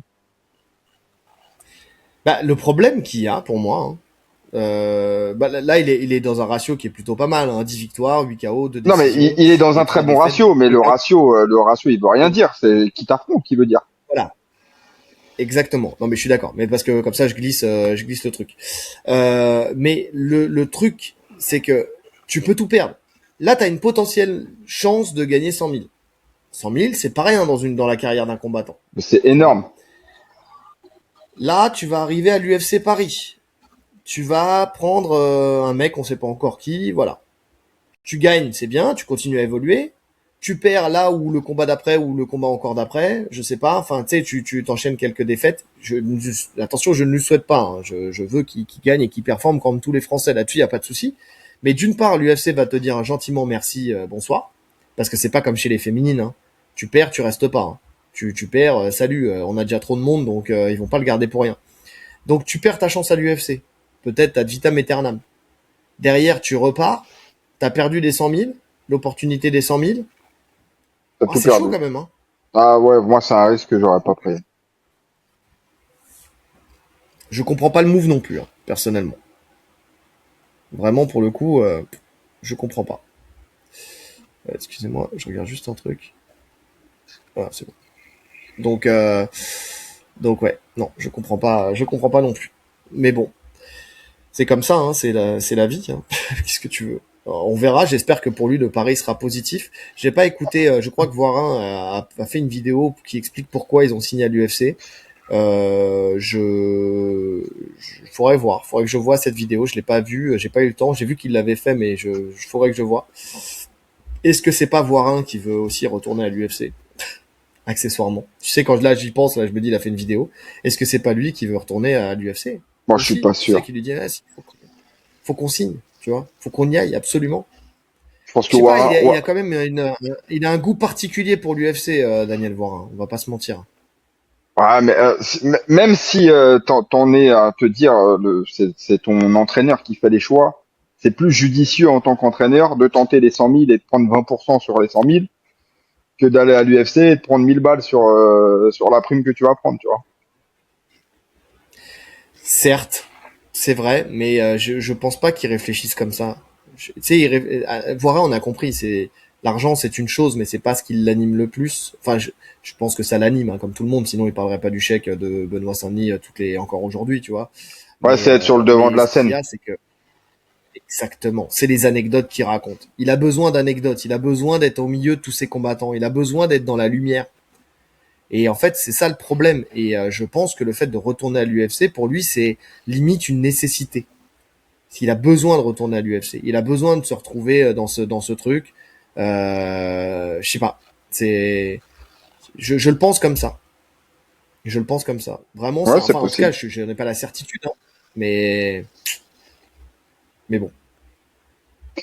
Ouais, bah écoute, on verra. En tout cas, sur tous les non signés, je te dis, moi, alors déjà, ça me paraît étrange parce qu'il y a quelques temps, je crois que sur les plateaux télé, ça parlait de plus personne ne va signer en direct à l'UFC. Maintenant, ça sera que les Dana White Contender Series, etc. Ben là, finalement, on a quatre signatures directes. Je vais dire trois parce que Delphine, il y a quand même ce passage au teuf qui fait que, je pense qu'il a accéléré le Oui. truc, mais il y a quand même trois signatures instantanées, tu vois, en direct pour l'UFC. Deux mecs en plus qui ne sont pas les plus connus du marché français, qui ne sont pas les profils les plus intéressants, je dirais, en tout cas médiatiquement. Je sais Bah, pas, c'est étrange ce mot. t'achètes pas ta place pour eux, quoi. T'achètes pas ta place pour eux. Ouais, Allez, ouais, celui qui est le plus connu, on va dire, c'est Mathieu Leto Duclos, parce que parce que c'est il l'arbitre a d'Ibra déjà TV. c'est l'arbitre d'Ibra TV et parce que il est sur Karate Bushido et parce que, enfin, tu sais, il fait quand même pas mal de vidéos YouTube. Il Ouais. y a un moment, il avait même lancé Non, sa oui, chaîne c'est le profil le avec, plus connu. Ça, on est d'accord. voilà, c'est ça. Donc bon, je pense qu'il peut attirer du monde, des gens qui le suivent, tu vois. Mais Ouais, par mais contre, bon, ça derrière, remplit pas une les salle quand même. autres, c'est compliqué. Delphine aussi, elle est connue aujourd'hui, tu vois. Enfin, elle a quand même, je crois je vais Delphine, pas elle a dire de son bêtises, mais je crois public. que elle a 85 000 abonnés sur Instagram. Attends, je vais aller voir tout de suite. Je vais aller voir tout de suite. Delphine, elle est où Delphine? Delphine. Est-ce que j'aurais pas dû taper son nom? Ça aurait été peut-être plus simple. Ouais, je vais taper son nom. Attends. Euh, voilà. Non, genre, je te dis une connerie. 37 300 abonnés. Ouais, J'ai vu plus 85 gros 000, c'était que ce énorme. qu'elle a. Mais bon, ouais. Mais 37 000 abonnés, c'est déjà pas mal. Honnêtement. 37 000 abonnés, ça commence à être pour quelqu'un qui débarque dans la lumière, entre guillemets, elle aussi combattante Ares, mais bon, c'est déjà pas mal, pour le coup. Là, elle a le teuf qui la met en lumière, en plus, elle fait un très gros, comment dire, très gros travail de com autour du teuf avec ses vidéos, des briefs, tu sais, où elle fait, Ouais. elle fait son, J'ai vu comment ça dire, passer, j'ai vu ses passer ça sur Insta, ouais. Ouais, ces les petites capsules où elle commente, etc. Ouais, c'est pas mal. exactement. Donc tu vois, 2000 likes sur l'une, là elle est à 916 sur celle qui est sortie il y a 2 jours. Bon, elle a son truc, là, 1171 likes, là, 1351 likes. Donc ça veut dire que en termes de vues, j'ai pas les statistiques, mais en termes de vues, il doit y avoir beaucoup plus que ça. Attends, je vais voir si je me mets comme ça, est-ce que je vois les vues? Ah oui. Tiens, là, tiens, elle a été à l'Elysée en plus. Enfin bon, là, je vois une vidéo à 3 millions de vues. Celle-là, elle a 3 millions de vues. Bon, après, les vues, ça veut tout dire et Là, rien dire, hein. non, mais quand même, 148 000 vues, 286 000 vues, 39 000 vues, 73 000 vues, enfin, tu vois ce que je veux dire, 869 000 vues, c'est quand même, ça veut tout et rien dire, mais je veux Mais bien rien attention, dire comme ça aussi. ça reste. Bah, si on devait faire un classement des quatre signatures, t'as Mathieu Leto qui est le plus connu, on va dire. Derrière, c'est Delphine. Ouais. Donc bon, moi ça me hype pour l'UFC Paris parce que j'ai envie de voir et je lui ai dit hein, de toute façon j'ai envie de voir Delphine évoluer là-dedans parce que elle tu sais elle a toujours dit moi je vais aller le plus haut possible. C'est-à-dire elle se fixe pas tu sais de se dire je vais être championne UFC ou quoi que ce soit. Je fais mon aventure, ça me conduit le plus haut que je pourrais et je travaillerai en conséquence mais dans la bonne humeur et tout ça voilà. Elle travaille, elle va où elle peut. Son objectif c'était l'UFC, elle y est. J'ai hâte de voir la suite. C'est une bonne combattante, elle est complète, donc elle progresse encore, elle Mhm. travaille d'arrache-pied, donc j'ai hâte de voir ça. Cugnon, le style me plaît bien pour le coup. Celui que tu as dit, comment il s'appelle, Guillon. Guillon, je l'ai pas suivi donc je peux pas dire. Mathieu Leto Duclos, j'ai pas d'avis.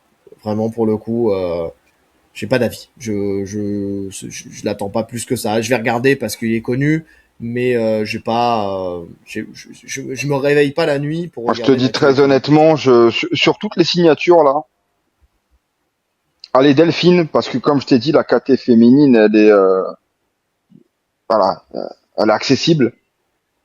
Mais hormis ça, il y a personne qui va me donner envie de me lever pour regarder l'UFC. Je dis très honnêtement. Alors, ça va peut-être se construire à l'UFC.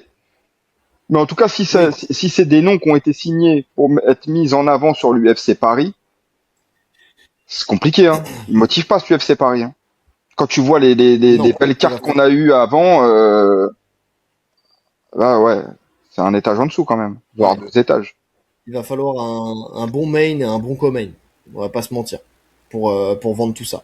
Mais c'est vrai que pour l'instant, c'est vrai que c'est pas ouf. Et quand tu sais, je pense que les signatures, elles sont là parce que de toute façon, ils ont pas de français à nous mettre sous la main. Alors, je sais pas, il y a marqué contrat signé pour Manon Mais Fiorot. Là, il y j'ai avait vu mieux à passer un faire. post où elle dit ça y est, le camp commence, contrat signé, machin et tout ça. Est-ce qu'elle sera sur l'UFC Paris? Je sais pas. C'est pas précisé. Mais en tout cas, sinon, pour les Français, le truc, c'est que soit ils sont pour un titre, et donc l'UFC Paris, ça sera pas l'événement sur lequel ils seront. Tu vois, si que ça soit Nassourdine, si vraiment le prochain c'est le titre, ça se fera pas à Paris.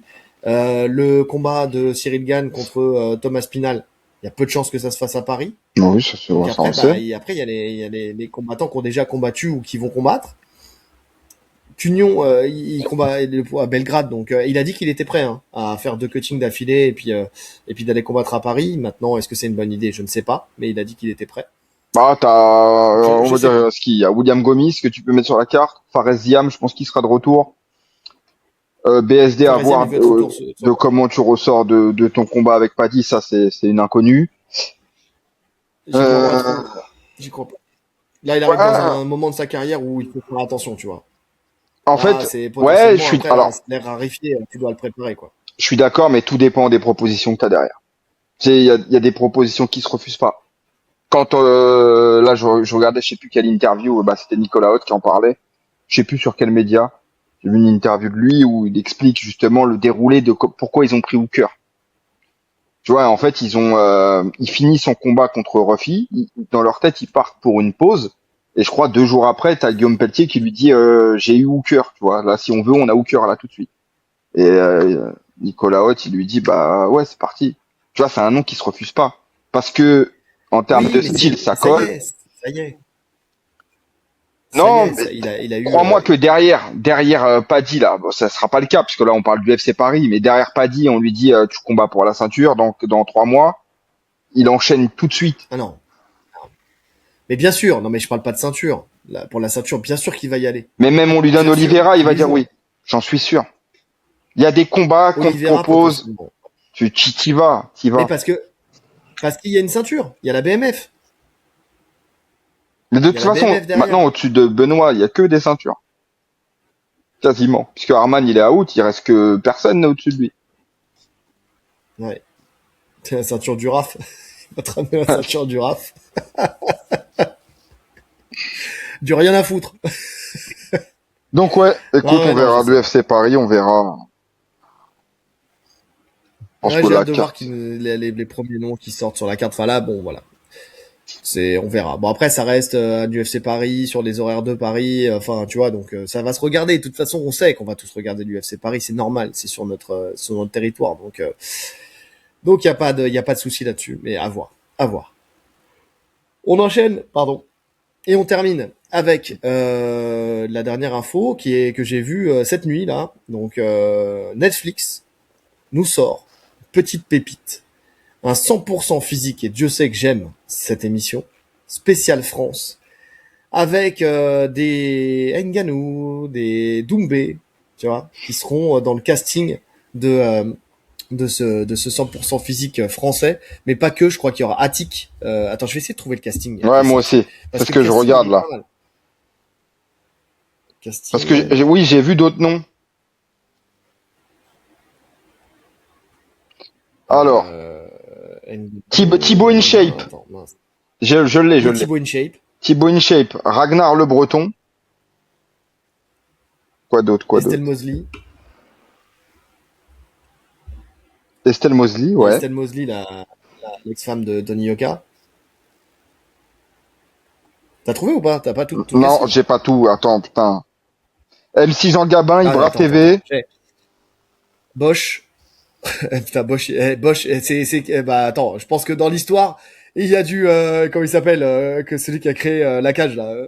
Il y a du Gaston Bide. C'est Gaston lui qui a Bide. fait le casting, c'est pas possible. Attic, Bosch, Ragnar le Breton.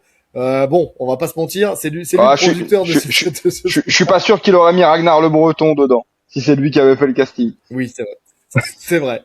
Roman Dico, Luc Abalo, Christophe Lemaître, Attic, Ragnar Le Breton, Bosch, Jean Gabin, Amandine Bouchard, Ibra TV, le Bouzeux, je sais pas qui c'est, C'est un youtubeur. Henri Tran, Brox, je sais pas qui c'est, Daessien, Alexis Lando et Léo Primal. Léo Primal, je crois que c'est le et 80 autres participants.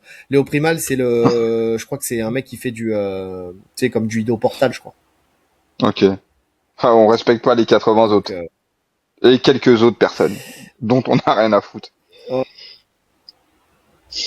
ouais, bah ouais, écoute. Attends, je vois Teddy Riner. Attends, je vois un autre truc. Alors, après, je sais pas, un Netflix France. D'après vos réponses, 100% physique devrait être composé. Ah oui, non, ça c'était un sondage. Marvel Fitness. Moundir. Moundir. Théoura. Attends, c'est ça que les gens ils ont voté. Attends, ils ont voté pour Ouais, Cyril Gann, ils Teddy veulent un Riner, koh All-Star ou quoi? Greg MMA, Major Gérald. Ouais, c'est Ah, pas ça oui. déconnant. Ouais, ça a Euh, du sens. mais c'est pas dit qu'il y soit pas. Hein. Non, j'y Ibra crois pas. TV, J'y crois Kevin pas, hein. Meyer, Booba, Jamais de la Booby, vie. Sébastien Chabal, Tony Yoka, Willy Georges. Qui est Willy Georges? Je ne sais pas. Théoura, Claude Dartois, bah pareil, Moundir et Marvel Fitness. Moundir, je peux pas le dire autrement comme ça, Moundir. Non, mais franchement, Donc voilà. Mais tous les noms cités, moi, ils m'intéressent, là. Ça, c'est drôle. Tu vois, il y en a qui vont apporter leur touche. Mais dans tous les cas, ça reste plus ou moins tous des bons sportifs, tu vois. Et des compétiteurs. Donc, ça peut être intéressant. Faut pas oublier qu'à la base, c'est une émission, c'est japonais, ça, ou coréen? coréen. C'est coréen et ça mêle justement des sportifs de divers horizons et aussi des stars de la télé, etc. Tu vois, c'est pas que des athlètes. Parce que Oui, justement, c'est vraiment un pêle-mêle de tout. la diversité des épreuves fait que oui, le physique est important, mais il y a la réflexion, il y a aussi plein de choses, tu vois, qui rentrent en La compte. stratégie, La stratégie, donc bien sûr. c'est C'est pas super toujours les plus intéressant. forts qui gagnent. Hein. Ouais. Ah non, mais c'est bien. Moi, je te dis, j'adore vraiment Là, le concept, il est bien. Pour ce ceux qui, concept-là. si vous connaissez pas, franchement, n'hésitez pas à regarder les premières saisons. Il y en a eu deux, je crois, c'est ça? Trois, Trois? trois, je crois. Ah oui, parce que là, la dernière, c'était, tu sais, pays par pays, enfin continent par continent, je crois, ou quelque Je chose. l'ai Non, pas pays vu la par pays. dernière. T'avais la Je l'ai pas Corée, vu la t'avais. dernière. Ah non, mais avec Whittaker, t'as pas vu? Non, j'ai pas vu. Ah non, Là, tu elle m'en est avais top. parlé. Mais Tu m'en je te avais dis, je te parlé, l'ai mais déjà je l'ai pas dit. vu. Ouais. Mais oui, c'est top. Non, mais c'est possible d'ailleurs qu'il y ait des gens, qu'il n'y ait pas que des Français, hein, parce que tu sais, on dit 100% physique France, mais ça veut pas dire qu'il y aura que des Français, puisque de toute façon, il y a aussi des étrangers tu sais, quand c'était les autres, le coréen, tout ça, t'avais. Alors c'est des gens, Il pardon, parle là, c'est des coréen. gens qui vivaient sur le sol Ouais, ouais. coréen, Donc ça qui, sera, ouais, il y aura peut-être des Belges ou des trucs comme ça, tu vois. En tout cas, ça sera francophone. Je pense que ça sera francophone. ouais. Mais oui, c'est pas dit que. Ah, je vois bien Tony Parker, un truc comme ça. Tony P. Ouais, pourquoi pas. Après la question, voilà, c'est casting XXL, donc c'est en cours de tournage de ce que j'avais vu. Donc c'est pour ça qu'il y aura pas un Cyril Gann parce que de toute façon lui il veut la ceinture, hein. Mais il n'y a pas de sortie. Donc ouais, je pense que ça va sortir d'ici la fin d'année là. Mais bon, j'aime bien. Je m'attendais J'aime pas à bien voir l'idée. Ngannou J'aime bien dedans. ça. Franchement, Ngannou, ouais, Ngannou dedans, bah si, ouais, lui maintenant qu'il est agent libre, il veut la maille, il veut l'oseille, il doit être super bien payé par Netflix. Attends, ouais, mais lui et Ngannou, Doumbé là, ils doivent être super bien payés. j'aurais pas imaginé sur la version française. Tu vois, ils font une version américaine, ouais, mais sur la Ah, version française, je m'y attendais pas. ouais. Et Doumbé, bon bah ça confirme le fait que il est pas de retour dans la cage demain. On va pas Mais se ça mentir. confirme En aussi, fait, ouais, il s'est soigné les poignets, mais pas pour combattre. je veux dire, ça confirme que son poignet va mieux. Ouais, parce qu'il tiendra pas en traction pendant X temps quoi. Mais d'ailleurs, j'ai hâte de le voir sur ce truc-là, tu vois, voir ce qu'il donne, parce que c'est quelqu'un qui a un mental L'autre, il dans a la fait un bagarre, et c'est cutting, ça, mais parce qu'il pour a un l'émission. mental dans.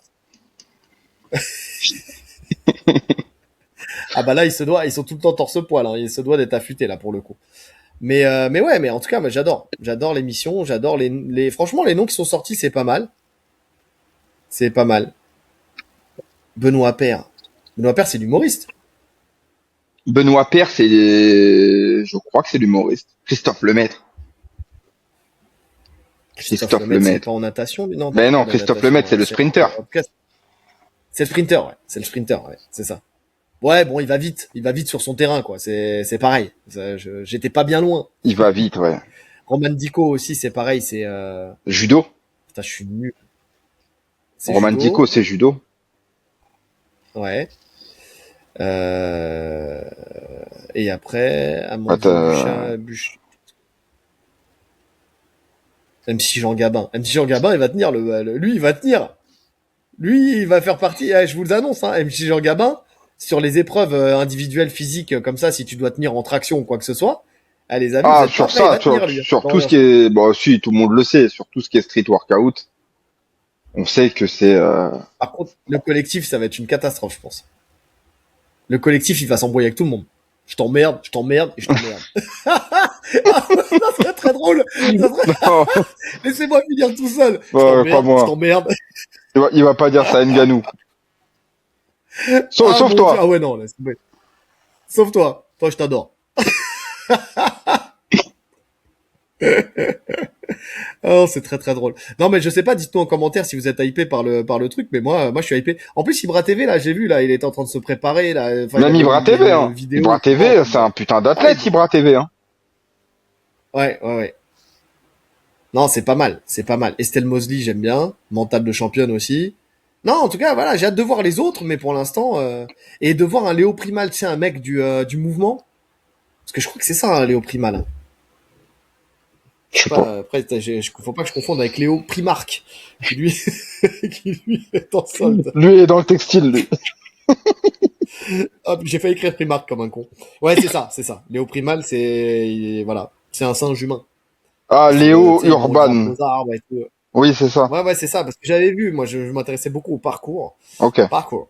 Et donc ouais. Non, lui, pour le coup aussi, c'est pareil, hein. Oui, Les mais encore aptitudes une fois, ça va dépendre, de ce genre de personne, ça va dépendre des épreuves. Il va briller sur certaines épreuves, sur les épreuves plus force, ça va être compliqué.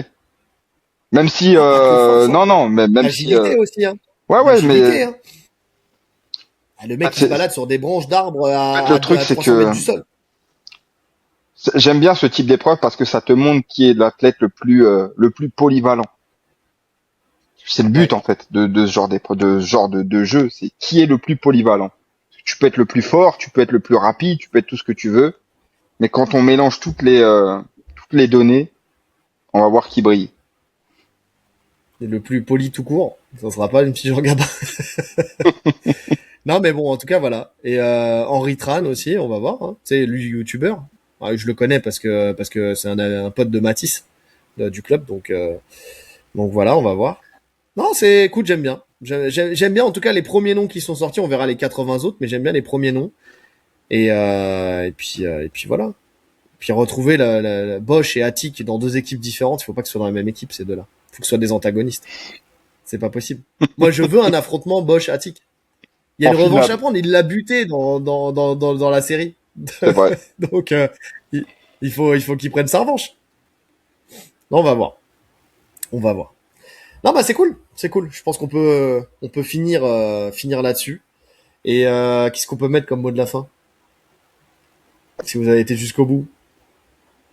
Le problème, c'est que si je dis je t'emmerde, je pense que si tout le monde met je t'emmerde en Ah ouais, non, commentaire, non, ça, non, c'est pas bon, c'est pas bon. on va se faire striker la vidéo. Euh, En plus, il y en a un tout à l'heure qui m'était venu. Ouais, mais en fait, à un moment, t'as dit un truc et je me suis dit, ah, ça serait un bon mot de la Ouais, fin. un bon mot de la fin, mais il est reparti. Moi aussi, il est reparti. Je devrais les noter. Il faut que je prenne une feuille que je les note. C'était il y a pas longtemps en plus là. Merde. Ah, je l'ai pas. Ouais, je l'ai plus. Je l'ai plus. Putain, je l'ai plus. Je l'ai plus. Non, j'ai pas. Bon, bah écoute, tant pis, c'est pas grave. Euh...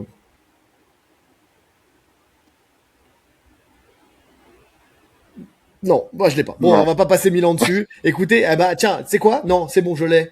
C'est à vous de nous le trouver. Trouvez-nous dans le podcast le mot parfait qui aurait fait le mot de la fin. Voilà. Le mec retombe Hop là. toujours sur ses pieds, le mec. Ou alors si on peut, Léo Primark. Ça peut être ça Non, aussi. non, non, non, Si vous non, avez non, été jusqu'au bout. non. Léo Trouvez, Primark. trouvez mieux Trouvez-nous que un ça. jeu de mots sur tous les noms, sur tous les noms qu'il y a. Non mais allez-y, non, tu sais quoi, on va vous mettre à contribution. Trouvez-nous notre mot de la fin. Voilà, c'est ça. En commentaire, trouvez-nous notre mot de la fin.